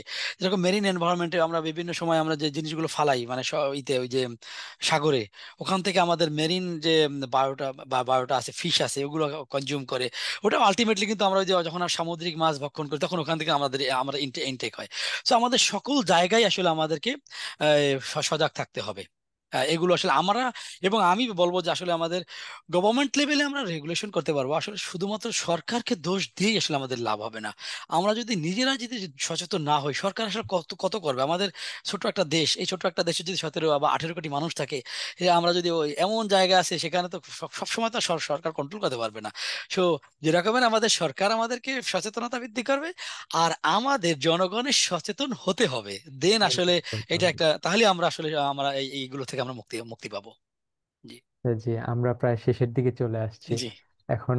আহ, আপনার এই গবেষণা, মানে এখানে সবচেয়ে চ্যালেঞ্জিং কোন ব্যাপারটা ছিল আপনার কাছে? সবচেয়ে চ্যালেঞ্জিং কোনটা ছিল অ্যান্ড ইন্টারেস্টিং? আমার কাছে আসলে ওই যে আমার পিএইচডির সময় সবচেয়ে চ্যালেঞ্জিং ছিল ওয়েদার ডিপেন্ডেন্ট ডেটাটা মানে স্যাম্পল সংগ্রহ। এটা আসলে ওই এটা অনেক সময় এখন বড় বড় অনেক কিছু আবিষ্কার হয়েছে যে automated sampler, ISCO automated sampler হয়েছে, যে আসলে ওটা আমরা যদি স্যাম্পলারটা ওখানে বসাই দিয়ে আসি, তাহলে ও আসলে স্যাম্পল করবে অটোমেটেড। তাই এটা আসলে অনেক সময় ব্যয় ব্যয় ব্যয় এবং কষ্টসাধ্য ব্যাপার ব্যাপার বটে। অনেক সময় দেখা যাচ্ছে ওই কোনো পাইপ ক্লগ হয়ে গেলে তখন আর ওই ওই রেইন ইভেন্টের আর আসলে স্যাম্পল আর আমরা কালেকশন করতে পারবো না, কারণ ওটা তো আসলে তো সেন্সর ওখানে থাকে। তখন ওই যে পাইপে যদি ওখানে যদি কোনো পাতা যদি এখানে জমা হয়ে যায়, তখন আর স্যাম্পলটা হবে না। সো রিয়েল টাইম স্যাম্পলের জন্য ম্যানুয়াল স্যাম্পলিং যেটা, এটা আসলে খুবই একটা চ্যালেঞ্জিং বিষয় আমরা যখন আউটসাইডে যাই এইটা। আর রিয়েল টাইম স্যাম্পলিং সব সময় আসলে আম, সঠিক তথ্য দেয়। আমি আমরা একেবারে সরাসরি আমরা ফিল্ড লেভেলে যাই, ওখান থেকে যে ডাটাগুলো সংগ্রহ করে আসি। যেরকম আমরা বর্তমানে আসলে করতেছি যে বিভিন্ন এয়ারপোর্ট থেকে যে যে পানিগুলো আসে, এইটা স্ট্রিমে আমি আসলে রিসেন্ট একটা গবেষণা করতেছিলাম যে আমাদের এখানে একটা একটা এয়ারপোর্ট আছে, ইন্টারন্যাশনাল এয়ারপোর্ট আমাদের শহরে। ওই এয়ারপোর্ট থেকে যে ওদের যে রান অফ আছে বা আমাদের যে ওই যে ওদের যে ওয়াটার গুলো আছে, ওটা আসলে ওই স্টিমের মাধ্যমে ওরা আসলে আলটিমেটলি লেকে যায়, এবং ওই লেকে যাওয়ার আগে ওরা কোনো মানে ইউএসএ তে আমাদের শহরে ওরা কোনো ওই যে রিসাইক্লিং করে না। তা দেখা যাচ্ছে যে আমার এয়ারপোর্টের যে কাছাকাছি যে স্যাম্পল গুলো তৈরি করেছি বা আমরা কালেক্ট করেছি, সো এই এটার ভিতরে প্রচুর পরিমাণে আসলে আমাদের কন্টামিনেন্টস আছে, যেটা আসলে খুব সুন্দরভাবে অবলীলায় কোনো বাধাহীন ভাবেই একেবারে লেকের কাছে যাচ্ছে। লেকের আসলে যে ফিশ কমিউনিটি আছে বা ওই যে বায়োটা আছে ওগুলোকে আসলে আসলে ইম্প্যাক্ট করতেছে। আসলে ফিশ কমিউনিটিকে ইম্প্যাক্ট করা মানেই আলটিমেটলি আমরা জনগণ আসলে ওটা আমাদের খাইতে পারে জীবনে। আর কি জি। আমাদের।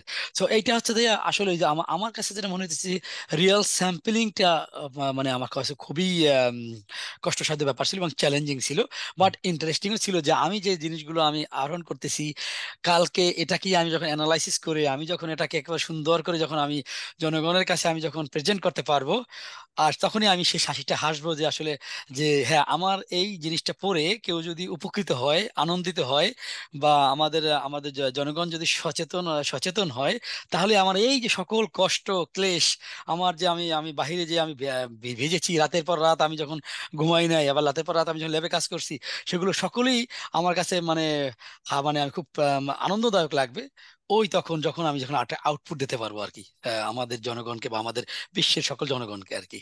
এই জি। এই টোটাল আপনার যে রিসার্চ বা আপনি যে ফিল্ডগুলোতে রিসার্চ করছেন, এখানে আপনার এক্সপিরিয়েন্সটা কিরকম ছিল, মানে টোটাল এক্সপিরিয়েন্সটা যদি একটু শেয়ার করতেন। টোটাল আমি আসলে মূলত তো আমি অ্যানালিটিক্যাল এনভায়রনমেন্টাল কেমিস্ট্রি ল্যাবে আসলে কাজ করেছি, এবং ফিল্ড থেকে আমার স্যাম্পল কালেকশন করে।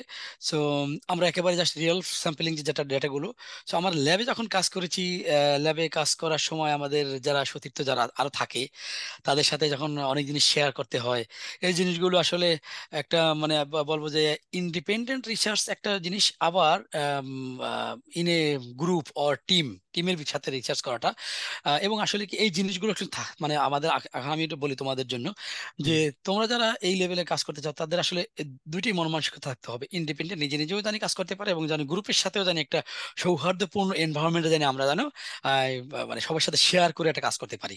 এটা তা আমার এই ল্যাবের কাজগুলো আসলে আমার ভালো লাগে কেন, যে আমি রিয়েল ডাটাগুলো পাই। আমি যেখানে আমি ওই যে ফল আমি গাছ থেকে আমার কোনো এক বন্ধুর মাধ্যমে ওখান থেকে নিয়ে আসছি, আমি এই স্যাম্পলিং করে এক্সট্রাকশন করে এর ভিতরে কি কি যে জিনিসগুলো আছে সেইগুলো আমি পাই। এটা আমার কাছে খুবই ভালো, আমার কাছে যেটা মনে হইতেছে।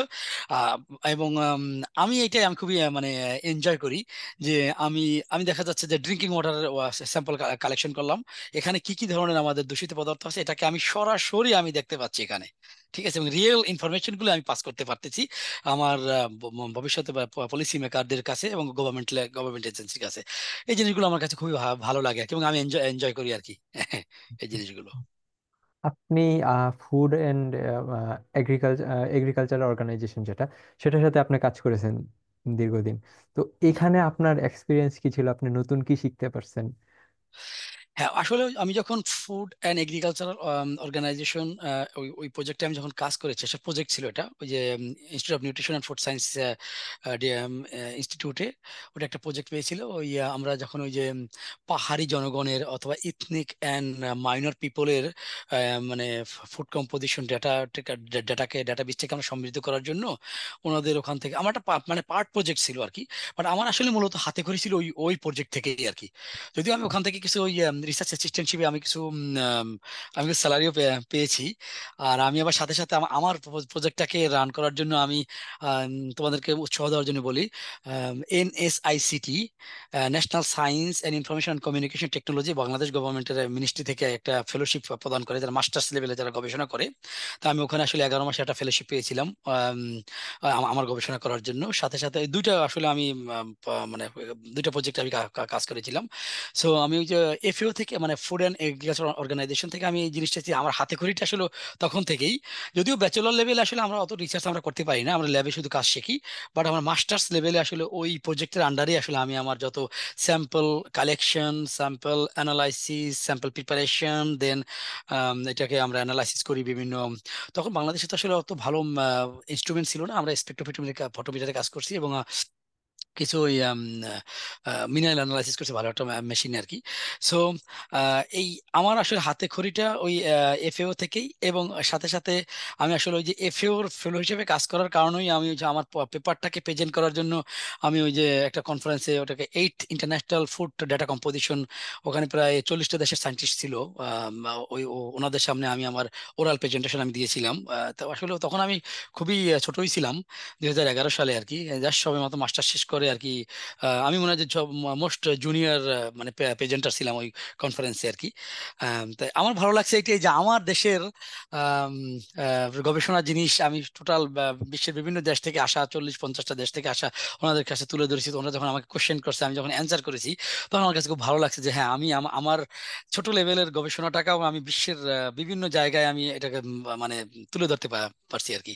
আর এটা হচ্ছে আমার মানে এফএও এর সাথে কাজ করাটা, এবং ওখানে আমি আসলে রিসার্চ সহকারী আর কি, গবেষণা সহকারী হিসেবে কাজ করেছি আর কি। পরে আমার হাতে খড়িটা ওখান থেকেই ছিল, এবং এটার একটা খুবই ভালো ইম্প্যাক্ট আমার ডেনমার্কে যখন আমি মাস্টার্সে আবেদন করেছিলাম, ওই যে আমার যে এক্সপিরিয়েন্স সার্টিফিকেটটা খুবই ভালো একটা কাজে দিছে স্কলারশিপ পাওয়ার জন্য, যে আমি আসলে রিসার্চ, এবং সাথে সাথে আমার প্রফেসর আমার ওই যে বিভিন্ন ওই যে প্রজেক্ট মিটিং আমাকে নিয়ে যাইতো ওই যে আমাদের মিনিস্ট্রিতে আর কি।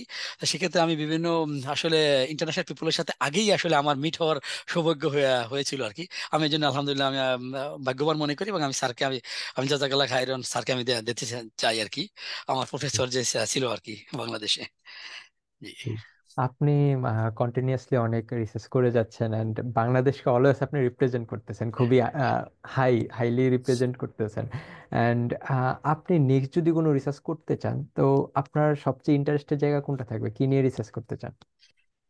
আমি এখন যেটা আমি যেটা করতেছি, আমাদের প্রজেক্টটা 3 ইয়ার্স এর জন্য, যে পিফাস ইন অ্যাগ্রো ইকোসিস্টেমস, এটাকে আমি আরেকটু আমরা সামনের দিকে এগিয়ে নিতে চাই। আমার আসলে এটার ট্রান্সলোকেশন, ট্রান্সফরমেশন, আপটেক মেকানিজমটাকে আসলে আমরা একটু গভীরভাবে দেখতে চাই, এবং এটার ফেটটা দেখতে চাই, যে পিফাসের হাজার হাজার কম্পাউন্ড আছে। পিফাস শুধুমাত্র পলি পলি অ্যালকাইল অ্যাকচুয়ালি সাবস্টেন্সেস, ঠিক আছে, পলিফ্লুরো অ্যালকাইল সাবস্টেন্সেস পিফাস, এটার থাউজেন্ডস আসলে এটার কম্পাউন্ডস আছে। এই থাউজেন্ডস কম্পাউন্ডকে একত্রে বলে পিফাস।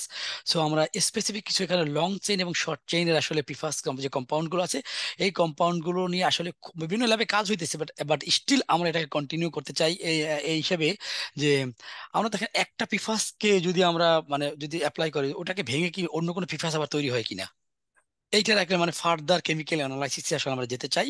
এবং অফকোর্স সাথে সাথে আমরা গভর্নমেন্টকে আমরা বলতে চাই, আর আমাদের যে ফান্ডিংটা এখন আসছে ইউএসডিএ থেকে, United States Department of Agriculture, NIFA, National Institute of Food and Agriculture. So এটা আসলে খুবই এই রিসার্চটা খুবই গুরুত্ব বহন করে দেখেই তারা আসলে আমাদেরকে ফান্ডিং দিয়েছে $1 মিলিয়ন, ঠিক আছে। সো আমরা আসলে এবং এইটার ফার্দার স্টেজে আমরা একটু যেতে চাই। সাথে সাথে আমি আরো আরো কিছু এমার্জিং কন্টামিনেন্টস, যেগুলো আমাদের শরীরের জন্য খারাপ, আমাদের এনভায়রনমেন্টের জন্য যে খারাপ, আমাদের অ্যাগ্রো এনভায়রনমেন্টের জন্য খারাপ, আর যেটা আমরা বিভিন্ন ড্রিঙ্কিং ওয়াটারের মাধ্যমে, এগ্রিকালচার ওয়াটারের মাধ্যমে যেটা আমরা ইনটেক করি, এগুলো নিয়ে আসলে আমাদের রিসার্চ চালিয়ে যাওয়ার আম, ইচ্ছা আছে। জি। আপনি এই আপনার রিসার্চ সেক্টরে আপনি হয়তো প্লান্ট নিয়ে কাজ করেছেন অনেক। তো এই প্লান্ট নিয়ে কাজ করার সময় আপনার মানে সৃষ্টিগতভাবে প্লান্টের কিছু মানে বৈশিষ্ট্য আছে, আপনার এখান থেকে কোন জিনিসটা সবচেয়ে মানে খুবই বিস্ময়কর লাগছে, সবচেয়ে মানে খুবই ভালো লাগছে? আমি আমার বিশ্বাস আসলে প্রত্যেকটা জিনিসই যেরকম আলহামদুলিল্লাহ, এই পথে প্রান্তরে যে ডেউয়া, কাউফল, জি জি জি যেগুলোকে আমরা কোনো ইকোনমিক কোনো ভ্যালুই নাই এখানে, সো সেটার ভিতর আল্লাহ রাবুল আলামিন যে ক্যারোটিনয়েডস, ভিটামিন সি দিয়েছে, ঠিক আছে। মানে আমরা যেগুলোকে মানে ফেলনা হিসেবে পতিত জমিতে চালাই, সেগুলো আমরা আমরা যদি কনজিউম করি, তাহলে আমরা ওই ভিটামিন মিনারেলস গুলো আমরা আসলে নিতে পারি আমাদের পরিবেশের ভারসাম্যের সাথে সাথে। আমরা করতে পারি।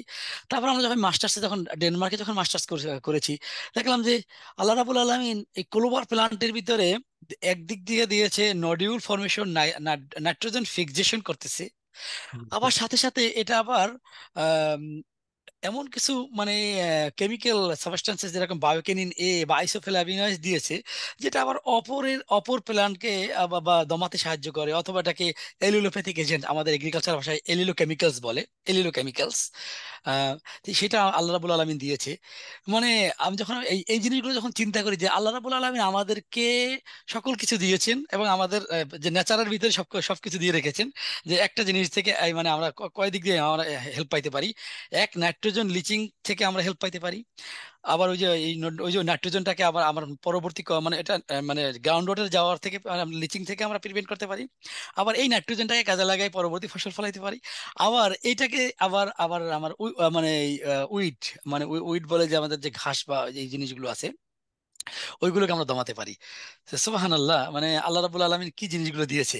আবার আমরা সাথে সাথে এই জিনিসগুলো দেখে আমরা বর্তমানে যে পিফার যে কম্পাউন্ড গুলো বিভিন্ন জায়গা থেকে আমাদের আসে, আবার আল্লাহ রাবুল আলমিন আমাদের মাথায় এরকমের ব্রেইন আমাদেরকে দান করেছে যে এইগুলো থেকে আমরা কিভাবে পরিত্রাণ পেতে পারি। আর আমাদের এটা কোথা থেকে আসে সেটা তো আসলে গবেষণা করেই আসলে বের করেছে যে আসলে এই এই কম্পাউন্ড গুলো কোথা থেকে আসে, আর কোথায় যে আসলে ফেইট হয় আর কি, এটা শেষ কোথায়, এবং আমরা এখান থেকে কি মানে আমরা কিভাবে পরিত্রাণ পেতে পারি। তো আমরা আসলে প্রত্যেকটা জিনিসের ভিতরে আসলে আমাদের আল্লাহ রাবুল আলমিনের সৃষ্টিটাকে আমাদের খুঁজতে হবে, যে যে লেভেল থেকে আসলে গবেষণা করে ওখান থেকে, তাহলে আসলে আমাদের ইমানটাও আসলে বৃদ্ধি পাবে আর কি। জি। জি।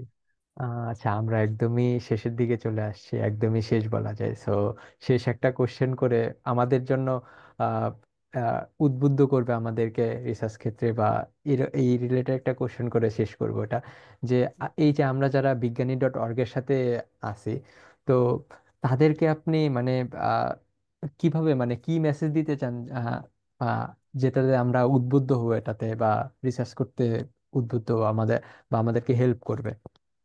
জি। আমি আম, আমি একেবারে আমার জন্ম যদিও টাঙ্গাইলে, এবার আমি গ্রামে বড় হওয়া ছেলে। আমি গ্রামের স্কুলে, গ্রামের কলেজে আমি লেখাপড়া করেছি। আলহামদুলিল্লাহ। আমি যদি আসলে আমি আসলে এটা বলবো মফস্বলের ইউনিভার্সিটি থেকে আমি পাশ করে এসেছি। সেজন্য আমি বলবো একেবারে আমি একেবারে রুট লেভেল থেকে আলহামদুলিল্লাহ আমি ডেনমার্ক, দেন চায়না কিছুটা কাজের জন্য গিয়েছিলাম, রিসার্চের কাজের জন্য, এখন ইউএসএ তে আসছি। আমরা এটা আমাদেরকে কখনোই যেন আমাদের পিছু টান করে না যে আমি বাংলাদেশে আছি। আমাদের বাংলাদেশে অনেক জনগণ অনেক আছে, আমাদের লিমিটেড সম্পদ আছে, রিসোর্সেস লিমিটেড। বাট আমাদের আলহামদুলিল্লাহ আমাদেরকে আল্লাহ রাবুল আলমিন মেধা দিয়েছে, মনন দিয়েছে।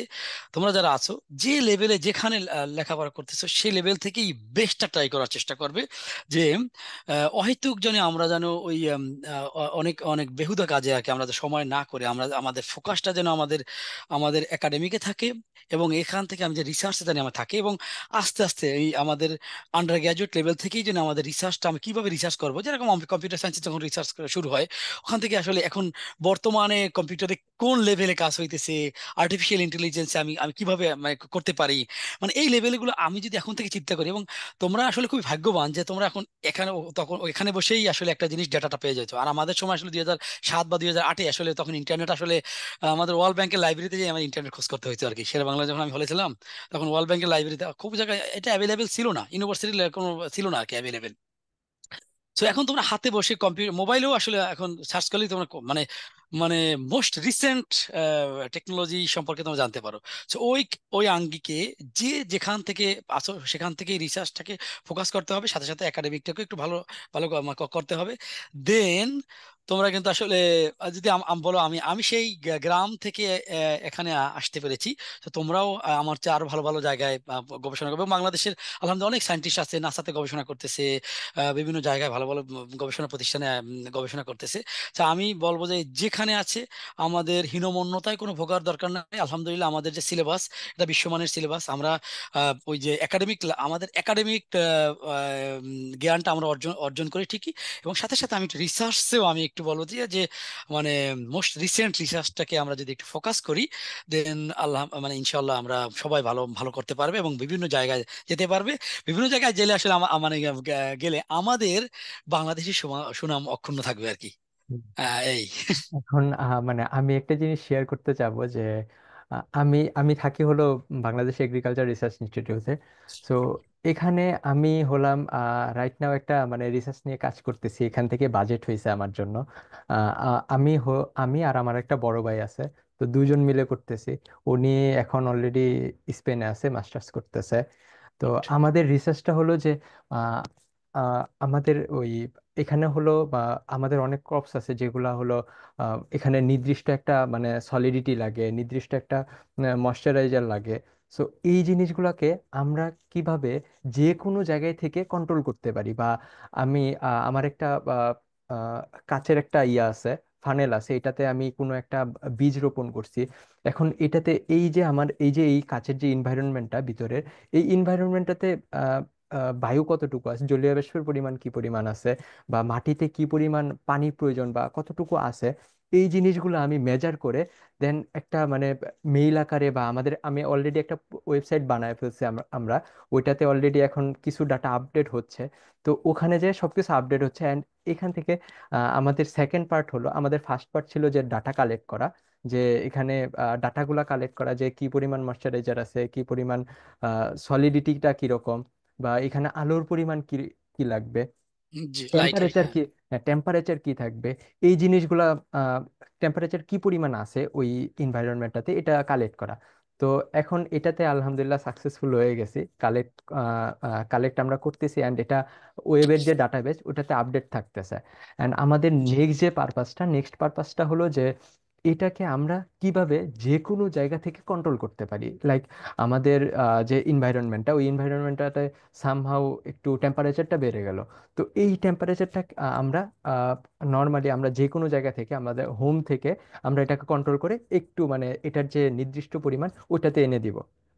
এটার একটা নির্দিষ্ট পরিমাণ সিলেক্ট করা থাকবে যে হ্যাঁ এইখান থেকে এর থেকে বেশি গেলেই নোটিফিকেশন চলে যাবে।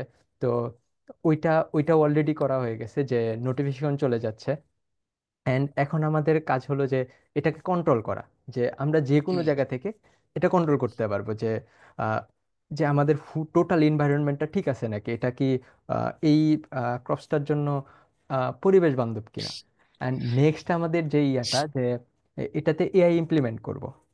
তো এআই ইমপ্লিমেন্টেশন কিভাবে করব, যে এখন কিন্তু আমাদের মানে ম্যানুয়ালি দেখতে হইতেছে যে আমরা কোনো একটা বীজ রোপণ করছি, তো এটার কোন পর্যায়ে আছে, যে এটা কতগুলা বীজ আমার এখানে কতগুলা বীজ আমি রোপণ করছি, এখান থেকে কতগুলা আমার বীজ ঠিক মতো অঙ্কুরোদ্গম হইলো, বা কতগুলা আমার মরে গেল। তো এই জিনিসগুলো আমি যাতে মানে অটোমেটিক্যালি এআই দিয়ে কাউন্ট করতে পারি। হ্যাঁ, এআই দিয়ে কাউন্ট করে আমার এটা ডাটাবেজে চলে যাবে, অ্যান্ড এটা নিয়ে যারা কাজ করতেছে তাদের কাছে ডাটা থাকবে। হ্যাঁ, টোটালি অটোমেটিক হবে। অ্যান্ড এটা এটা টিপস দিবে যে হ্যাঁ এখন এই সিচুয়েশনটা ক্রিয়েট হয়েছে, এটা থেকে আমরা কিভাবে উতরাইতে পারি, এটা কিভাবে সলিউশন করতে পারি। তো এই জিনিসগুলো নিয়ে মানে কাজ করতেছে, অ্যান্ড আমার খুবই ইন্টারেস্ট লাগতেছে, এগুলো নিয়ে কাজ করতে খুব ভালো লাগতেছে। খুবই ভালো রিসার্চ, এবং আসলে জি। বর্তমান সময়ে খুবই ভালো রিসার্চ এই জন্য যে আমার এখানেও একটা গবেষণা এখানে চলতেছে যে ওরা বিভিন্ন প্লান্ট নিয়ে করে, এবং ওই প্লান্টের ক্যাপসিসিন আর কি দেখে। মানে এই যে চিলি প্লান্টের যে আমাদের যে ঝাল হয় না, ওই ঝালের জন্য যে জি। জি। কেমিক্যালসটা, ওটাকে ক্যাপসিসিন বলে। ওটা ওরা ওরাও বিভিন্ন ওই যে ময়েশ্চার, তারপর সয়েলের এই যে ময়েশ্চার, তারপর লাইট, হুম। টেম্পারেচার, এটা এটা দেখে।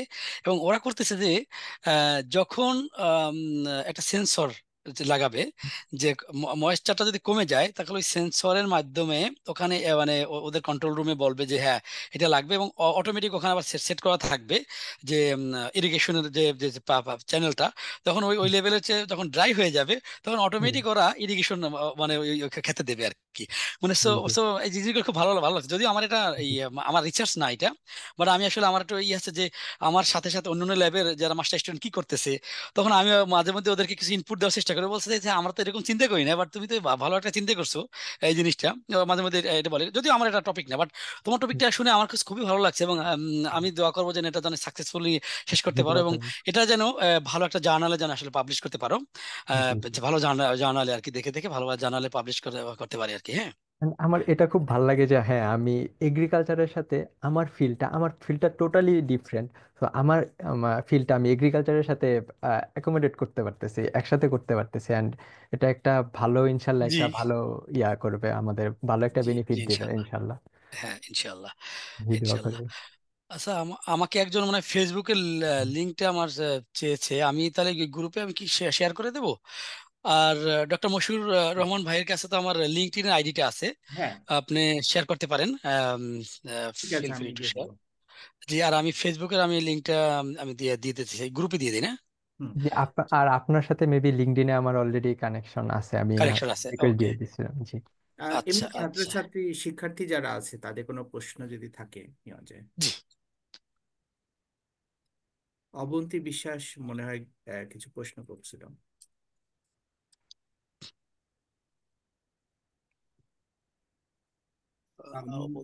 মুন্নি খাতুন। হ্যাঁ মনিকা তো আমার ফেসবুকের আইডিটার লিঙ্কটা, আচ্ছা লিঙ্কটা তো আমি আসলে একটু দেখি তো, লিঙ্কটা আমি দিয়ে দেই। আর আর একটা কোশ্চেন করেছিল আসলে, হ্যাঁ ওই সময় আসলে আমরা শুনতে পাচ্ছিলাম না, যদি কোশ্চেনটা যদি আবার একটু রিপিট করে, তাহলে আমরা হয়তোবা ওই সেশনে যেতে পারি। আমি লিঙ্কটা এখানে দিয়ে দেই সবাইকে, নাকি যদি ওকে, উম, নেটওয়ার্ক প্রবলেম থাকলে মেসেজে বলা যেতে পারে, আমরা স্যারকে বলে দিব, সমস্যা নেই। জি জি এই এই লিঙ্ক আমার আসসালামু লিঙ্কটা দিয়ে দিলাম। আলাইকুম স্যার। জি, ওয়ালাইকুম আসসালাম। স্যার একটা কোশ্চেন করবো স্যার। হ্যাঁ শিওর জি। স্যার আমি সিভিলে গ্রাজুয়েশন শেষ করছি রিসেন্ট, অক্টোবরে আমার রেজাল্ট পাবলিশড হয়েছে। এখন আপাতত স্যার দুইটা রিসার্চ পেপার নিয়ে কাজ করতেছি, সামনে ইনশাল্লাহ পাবলিশ করার ইচ্ছা আছে। আমি স্যার আর কি সামনের সেপ্টেম্বর ইনটেক আর কি ধরতে চাচ্ছি এমএসসির জন্য। এখন স্যার এমএসসি থেকে ইউএসএ ফান্ড পাওয়া যায় কিনা, যদি আমি জিআরই দেবো, সাথে তো আইএলটিএস থাকবে আর কি। আর জি স্যার যে কোনো সাবজেক্ট, আমি সিভিল ইঞ্জিনিয়ারিং রিলেটেড যে কোনো সাবজেক্টে কি স্যার আমি চয়েস করতে পারবো আর কি? তাহলে কিভাবে কি ফান্ড পেতে পারি কিনা স্যার? জি যেহেতু আসলে আমি লেখাপড়া আমার ইউরোপে, মাস্টার্স এবং পিএইচডি আমি ইউএস এর সিস্টেমে, আমি গত বছর আমি এখানে জব করি আর কি, আসলে আমরা রিসার্চে আমরা টিচিং দেই। আমি তারপর কিছু বলি এখানে, মাস্টার্স এবং পিএইচডি দুইটাতেই ফান্ডিং হয় কিছু কিছু ইউনিভার্সিটি, যেটা আমাদের যে university north Carolina agriculture and technical state university, এখানে পিএইচডির জন্য জিআরই মাস্ট, এবং আইএলটিএস অথবা ডুইলিঙ্গো অথবা যে আর টোফেল, এগুলো একটা মিনিমাম একটা স্কোর দরকার হয়, এবং পিএইচডির জন্য এটা বলতেছি, এবং সিমিলার ব্যাকগ্রাউন্ড হতে হয় যেরকম আমাদের আমাদের হ্যাঁ। আর সেকেন্ড কোশ্চেন হচ্ছে, বাট অনেক বিশ্ববিদ্যালয় আছে সেখানে জিআরই ওয়েভ করছে, বাট আমাদের বিশ্ববিদ্যালয় এখনো ওয়েভ করে নাই। সেক্ষেত্রে সেক্ষেত্রে যদি আমাদের এই সব ইউনিভার্সিটি আসতে হয় তাহলে অবশ্যই জিআরই দিয়ে আসতে হবে। মাস্টার্সের জন্য যদি আসতে হয় তাহলে আইএলটিএস অথবা টোফেল বা ডুইলিঙ্গো বা এই কোনো একটা স্কোর, যদি ভালো একটা স্কোর থাকে, তাহলে আর ওই ওই সিমিলার রিসার্চ ফিল্ডে যদি আহ, তোমাদের যদি সিমিলার মানে প্রফেসরদের সাথে সিমিলার লিঙ্ক থাকে, অথবা তাদেরকে ইন্টারেস্টটা দেখাতে হবে যে তো এই লেভেলে কাজ করতে চায়, তাহলে প্রফেসর যদি রাজি থাকে, তাহলে আসলে তারা সেন্ট্রাল ফান্ডিং এর মানে সেন্ট্রালি আবেদন করতে পারে, তারপর আসলে ফান্ডিং ব্যাপারটা এরকমের হয়। এইটা। আর যে সেকেন্ড যে জিনিসটা হচ্ছে যে সিভিল ইঞ্জিনিয়ারিং থেকে অন্য ডিপার্টমেন্ট আসতে পারে কিনা। হ্যাঁ, সিভিল ইঞ্জিনিয়ারিং থেকে এনভায়রনমেন্টাল ইঞ্জিনিয়ারিং এ তো আসতে পারে, অবশ্যই পারে। এবং ওই ওই এটা, এবং আমাদের অনেক সিভিল ইঞ্জিনিয়ারিং থেকে এবং বাহির থেকেও আসলে অনেকেই সিভিল মানে ইঞ্জিনিয়ারিং এর অন্য শাখা থেকেও এনভায়রনমেন্টাল ইঞ্জিনিয়ারিং অথবা ওই যে আরবান প্ল্যানিং, জিওটেকনিক, এই এই তারপর জি ট্রান্সপোর্টেশন। জি স্যার। জি জি জি, হ্যাঁ, egg- transportation, urban planning, rural planning, এই জিনিসগুলোকে আসতে পারে। বাট দেখতে হবে যে ওই প্রফেসর কি নিয়ে কাজ করে, তার রিসার্চ ইন্টারেস্টের সাথে তোমার ইন্টারেস্টটাকে আসলে খুব ভালোভাবে মানে ভালোভাবে তাকে মানে কনভিন্স করতে হবে আসলে। এখন এখানে আসলে জিনিসগুলো হচ্ছে যে তোমার ইন্টারেস্টটা এমন ভাবে শো করতে হবে যে আমি একটু বলি যে এখানে যে আমি ডেনমার্কে যখন ছিলাম অনেকেই আমি হেল্প করছি বিভিন্ন ভাবে, এসওপি লেখার বা এসওপি কে হেল্প করার জন্য, যে এক ইমেইল এক ডিপার্টমেন্টের একাধিক পার্সনকে দেবা না। কারণ আসলে দেখা যাচ্ছে যে যে ওই যখন আমরা লাঞ্চ করি মানে গতকালকে আমরা লাঞ্চ করছি আমাদের বাংলাদেশ থেকে, আমাদের পটুয়াখালী বিশ্ববিদ্যালয় থেকে এক ছোট ভাই, ও মাস্টার্সের জন্য সিভি পাঠাইছে। তো আমি যখন একসাথে লাঞ্চ করছি, প্রফেসর সাথে কথা বলছি, বলছে বলছে অ্যাপ্লাই করতে বলো। তখন এখানে দেখা যাচ্ছে যে ওই ওই মেল যদি আরো 2-3 জন প্রফেসরের কাছে বলো, তখন ওই অন্য আমরা যখন এক জায়গায় লাঞ্চ করি, তখন ওরা বলে যে আমাকে একটা অমুক সিভি পাঠাইছে, তখন যে আমাকেও পাঠাইছে, তখন বলবো যে না, তার আসলে আসলে রিসার্চ ইন্টারেস্ট বলতে আসলে কিছু নাই, সে শুধু সবাইকে নক করতেছে। সো স্পেসিফিক মানে পজিশনের জন্য, স্পেসিফিক রিসার্চের জন্য একজনকে মেল করবে, একটা ইউনিভার্সিটি বা একটা ডিপার্টমেন্টের। দেন অন্য ইউএসএ তো অনেক বড় মানে রিসার্চ ফিল্ড, সেখানে করবো আর কি। সে জাস্ট একটা সিম্পল আর কি টিপস আমি দিলাম। আমাদের মনে হয় যে জি স্যার, অবন্তী ধন্যবাদ। বিশ্বাস, জি, অবন্তী বিশ্বাস একটা কোশ্চেন করছে, I am arts background totally but I am sir quite sir, আমি আর ইন্টারেস্টেড। একটু স্যার যদি যুক্ত করি। জি স্যার, দেখা যায় একই ফিল্ডে তো স্যার অনেকেই রিসার্চ করে, তো আমি তখন কি একজন কি পাঠাবো একই একটা ভার্সিটি? না, একটা ভার্সিটির তুই পাঠাবা, বাট স্পেসিফিক প্রফেসরের কিছু স্পেসিফিক স্বকীয়তা আছে, ওই স্বকীয়তা ওখানে যাইতে হবে। কমন যদি তুমি একটা মেইল করো, তাহলে আসলে জেনেরিক মেইলটাকে আসলে খুব একটা ভালোভাবে নেবে না। তুমি যখন ওনার প্রোফাইলে গিয়ে ওনার দুই একটা পেপার পড়ে, তখন তুমি পেপার ইন্টারেস্ট পড়বো। যদি হয়, হ্যাঁ, পেপারের সাইট করবা ওখানে, যদি মেইল করা আর মেইলটা অনেক বড় হবে না। কারণ আসলে আমাদের এখানে আমরা যখন পিএইচডি যখন আমি হায়ার করছি, আমি 24 আওয়ার্সের ভিতরে আমি মনে হয় যে 26টা সিভি আমি পেয়েছি, ঠিক আছে। তো অনেক আছে যে টোটাল জিনিসটাকে এত বড় যদি একটা মেইল করে, তখন আসলে আমার 26টা, আমার তো অন্য কাজ আছে, এটা হবে না। ছোট্ট আমার আসলে খুব মানে মানে হাইলাইটেড জিনিসগুলো, প্রফেসর জানি 2-3 সেন্টেন্স পড়লেই বুঝতে পারে যে আমি একে আমার রিসার্চ ইন্টারেস্টের সাথে অ্যালাইন করে, অ্যালাইনমেন্টটা ঠিক আছে। সো আমি আসলে ওখানে আমরা আমরা যেতে পারি। সো এইটাও আমি বলবো যে অনেক বড় মেইল করবে না, ঠিক আছে, মানে অল্প মানে কয়েকটা মানে সেন্টেন্সের মাধ্যমে মেইলগুলো সম্পন্ন করলেই প্রফেসররা ওইটার রিপ্লাই দেয়। এবং আর প্রফেসররা সবসময় মেইল করবে, কিন্তু আমাদের টাইমটা খেয়াল রাখবা। সোম মঙ্গলবার সকাল টাইম, মানে এখানে অফিসিয়াল টাইম 8টা বা 9টার সময়, যখন প্রফেসর এসে মেইলটা খুলবে বাসা থেকে এসে, হয়তো বা দেখা যাচ্ছে ওকে ফাইন, একটা মেইল করলো, একটা মেইল রিপ্লাই দিই। আর যদি বাংলাদেশের অফিসিয়াল টাইমে দেয়, তখন আমাদের হয়তো মিড নাইট আসলে ওই ওই তারপরে আমাদের আরো মেইল আসে, তবে মেইলটা আসলে আসলে অনেক সময় নিচে চলে যায় আর কি। হ্যাঁ, এই জিনিসগুলো আর কি। জি, তানজিম, আমাদের মনে হয় যে জি মুন্নি খাতুন হাত হাত রেজ করছে, আর আমাদের মনে হয় জি অবন্তি জি একটা অনেক কোশ্চেন করছে। জি, জি, একটা কোশ্চেন করছে অবন্তী। জি যে আমাদের মনে হয় যে বলছে, I am arts background totally but I am quite interested in agriculture subject since college. Okay, my question is about nitrogen nodules. Sir, it said that Nordic area has some nodule plant. What type of plant is that? Clover plants, clover, CLOVER, clover, হ্যাঁ, এটাকে আসলে cover crop হিসেবে কাজ করে। আমরা বাংলাদেশে যেরকমের ওই যে আহ, ধইঞ্চা আছে না, ধইঞ্চা বা পাট, আমরা যারা গ্রামে বসবাস করি, তারা আমরা দেখছি অনেক সময় আমাদের চাচারা অথবা আমাদের যারা আছে দাদারা, ওনারা ওই যে ধইঞ্চা যখন একটু বড় হয়, এতটুকু পরিমাণে হয়, ওটাকে আমার ওই যে মই দিয়ে ইনকর্পোরেট করে আর কি। ওই ধইঞ্চাতেও কিন্তু আসলে আমাদের এই যে বা ধইঞ্চাতে যে মূলত নাইট্রোজেন ফিক্সিং ব্যাকটেরিয়া, ওই যে নোডিউলে মানে ওরা মানে ফিক্স করতে পারে আর কি, নাইট্রোজেন ফিক্স করার জন্য যে ব্যাকটেরিয়া গুলো আছে ওখানে, ওইগুলো মানে ওখানেই হয় আর কি। হ্যাঁ, হ্যাঁ, ক্লোবার, হ্যাঁ, ক্লোবার, ক্লোবার প্ল্যান্ট, এটা একটু হোয়াইট ক্লোবার আছে, রেড ক্লোবার আছে, বিভিন্ন ক্লোবার আছে, এবং ওরা বেশ কিছু ওটাকে ই করে। এবং মেইজ আছে, মেইজ, যে আমরা যে ভুট্টাটা খাই, আর ভুট্টাটা তো আমরা প্লান্ট যখন বড় হয় ইল্ড দেয় ভুট্টা, বাট এই যে মেজ যখন আফটার 30 days বা 25 বা 40 days যখন যখন হয়, তখন এই যে মাঝারি ধরনের যখন হয়, তখন আসলে ওরা ইনকর্পোরেট করে দেয় সয়েলের সাথে। তখন আর কি ওই ওখান থেকে আমরা বায়োমাস পাই, ওই বায়োমাসটা ম্যানুয়াল হিসেবে কাজ করে আর কি। এটাকে বলে যে কভার ক্রপস আর কি।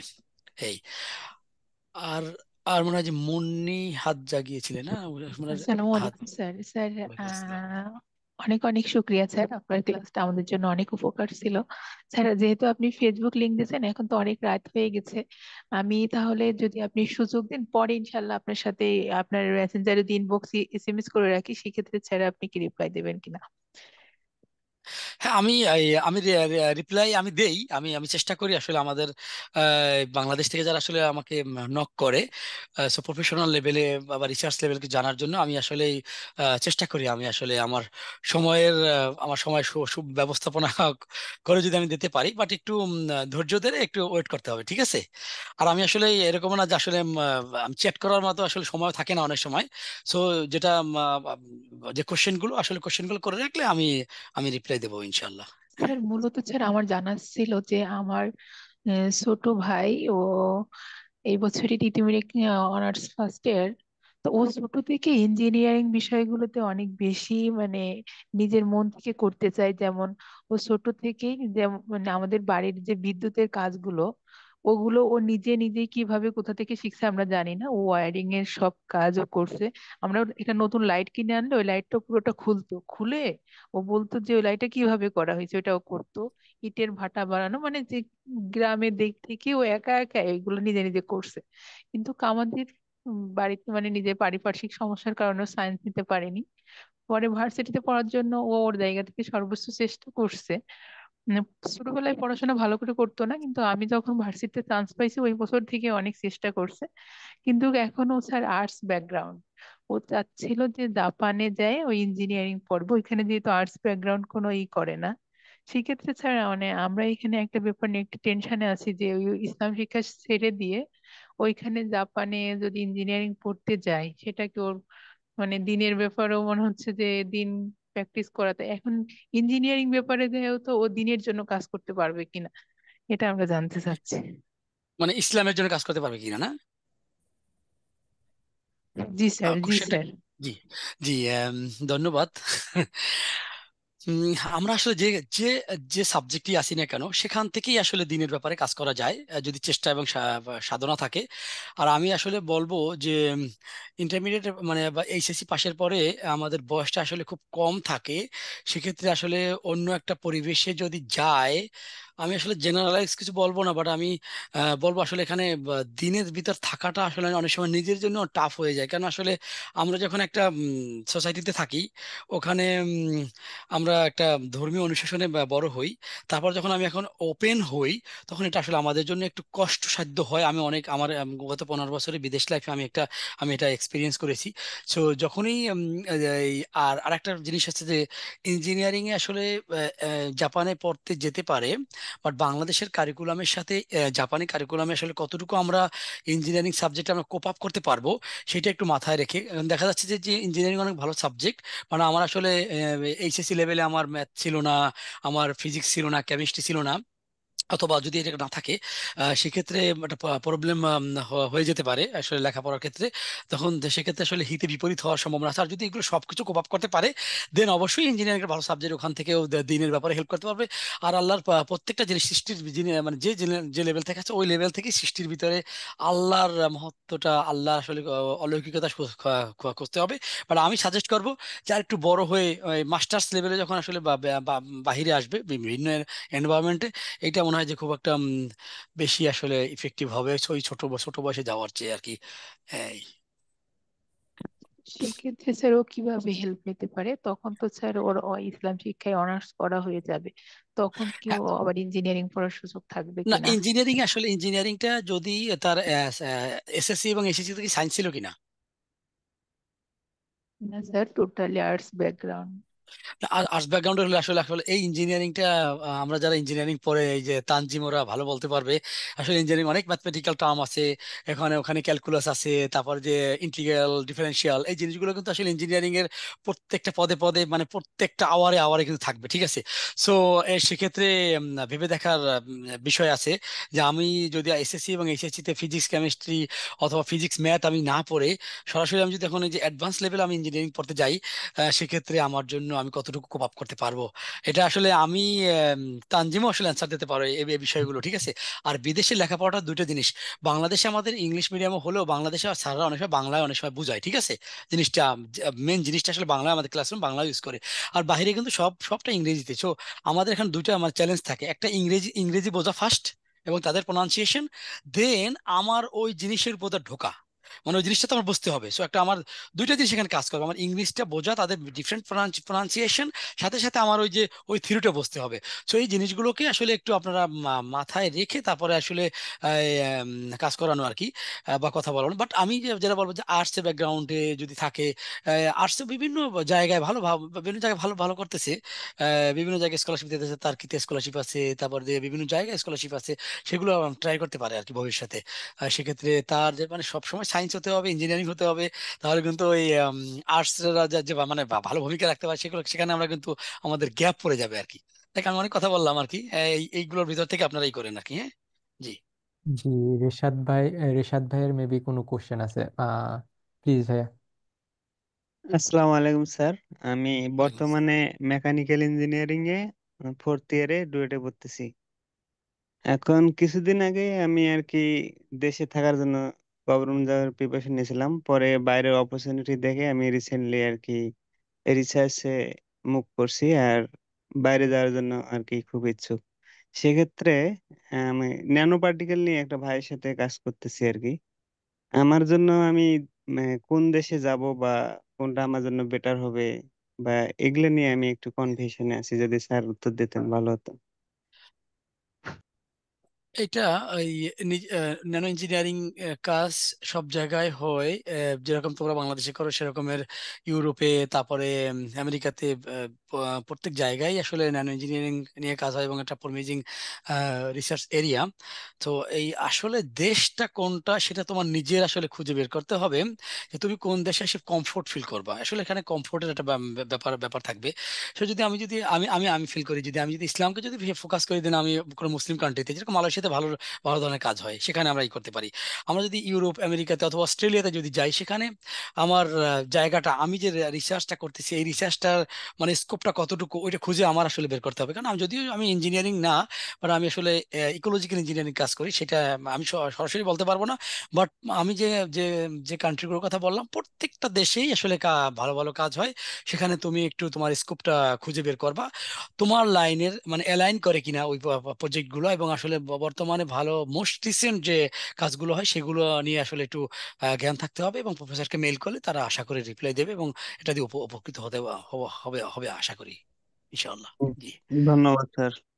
জি, তানজিম। জি, আচ্ছা। আর কোনো কারো যদি কোশ্চেন থাকে আজ করতে পারে, যদি না থাকে তাহলে আমরা হয়তো শেষ মুহূর্তে চলে আসছি, শেষ জি, করতে। আমার আসলে ওই, জোহরের নামাজের সময় হয়ে যাচ্ছে, তো আমি একটু মসজিদে যাব। আর আমি ফেসবুকে লিঙ্কটা দিলাম, কারো কোনো কোশ্চেন থাকলে যদি রিসার্চ রিলেটেড আমাকে নক করতে পারে, এটা। আর আর স্যার, আমার একটা পার্সোনালি প্রশ্ন আমি ছিল। হয়তো আমি যেটা নিয়ে রিসার্চ করতেছি এটাতে কোনো হেল্প লাগলে অবশ্যই আপনাকে ইনশাল্লাহ নক করব। জি, আহ, জি, ইনশাল্লাহ। আপনি কি লিঙ্কডইনে প্রেফার করবেন বেশি, নাকি মেসেঞ্জার আর ফেসবুক? আমি ওই যে লিঙ্কডইনে আসলে বিশেষ করে অনেক সময় থাকা হয়, ওপেন থাকে। মেসেঞ্জারে আসলে অনেক সময় থাকা হয় না। এই আবার অনেক সময় কাজের ফাঁকে একটু বোরিং লাগলে আমি একটু ফেসবুকে ঢুকি, আমি ঢুকে দেখি আর কি কিরকম কি। আর বাংলাদেশের স্টিল আমার তো পছন্দের জায়গা বাংলাদেশ, ওখানে কি খবর জানি আর কি, এটা আর কি। তো বোধ হইতে, বাট অনেক সময় আমার ডিলে রিপ্লাই হলে আমি আসলে দুঃখিত। বাট আমি ডক্টর মশির ভাইয়ের কাছে আমি দুঃখ প্রকাশ করি, অনেক সময় আসলে রিপ্লাই আসলে দেওয়া হয় না, অনেক সময় কাজের ব্যস্ততা থাকে থাকে, ওই সময় জি জি রিপ্লাই ভাই। না, প্রপার টাইমে হয় না। এই না, সময় আহ, দিলেন আজকে, থ্যাংক ইউ আমাদেরকে। জি, জি, ওয়েলকাম। আর আমি বিজ্ঞানী ডট অর্গের যারা আজকে উপস্থিত ছিলেন, তাদেরকে আমি তার উত্তরোত্তর সাফল্য কামনা কামনা করছি। এবং যারা রিসার্চ লাইনে আসতে চায় বা ভালো যেখানেই থাকুক, যেন আসলে দেশের জন্য, দেশের মানুষের জন্য জানি সব সময় জানি আমরা করতে পারি, আমাদের আমাদের এই জায়গাটা জানি থাকে, আমার দেশপ্রেমটা জানি সব সময় আমাদের থাকে। এটা এই এই এই কথা বলে আমি আসলে আজকে আজকে শেষ করব। সবাইকে ধন্যবাদ। জি জি। জি, আহ, হাফেজ। ঠিক আছে আসসালামু তাহলে। আলাইকুম। ওয়ালাইকুম জি, ওয়ালাইকুম আসসালাম। আসসালামু আলাইকুম, আসসালাম রহমতুল্লাহ।